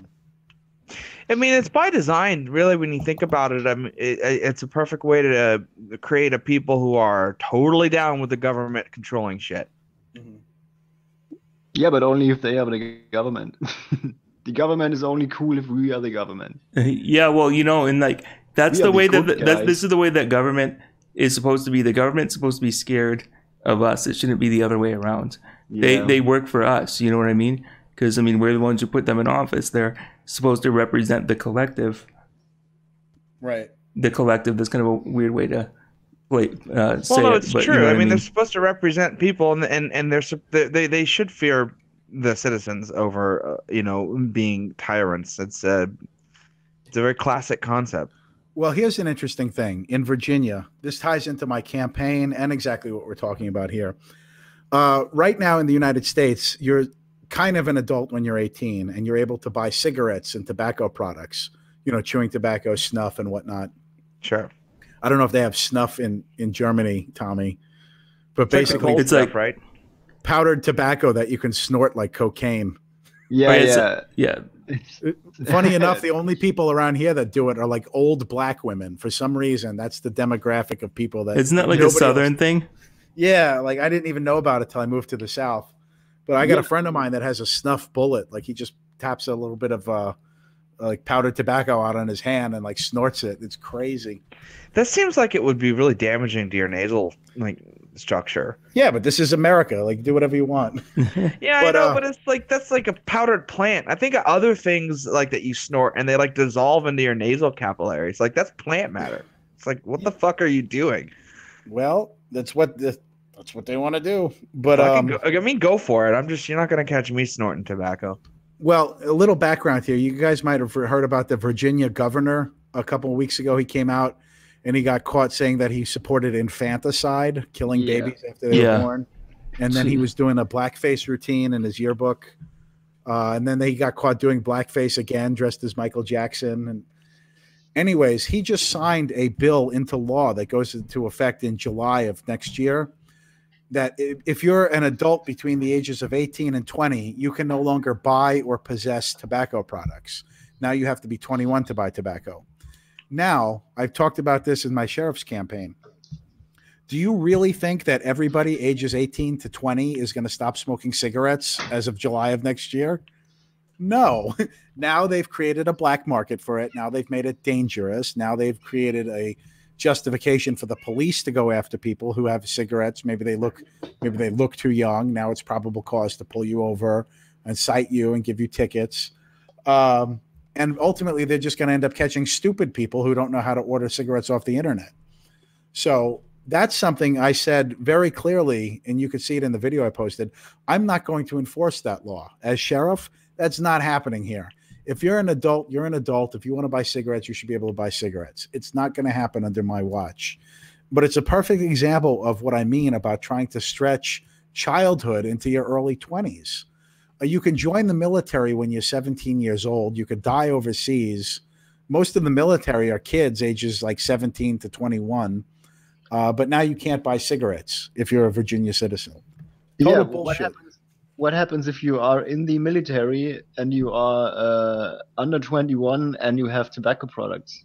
Oh, that's interesting. There's an exemption if you're active duty military. Okay.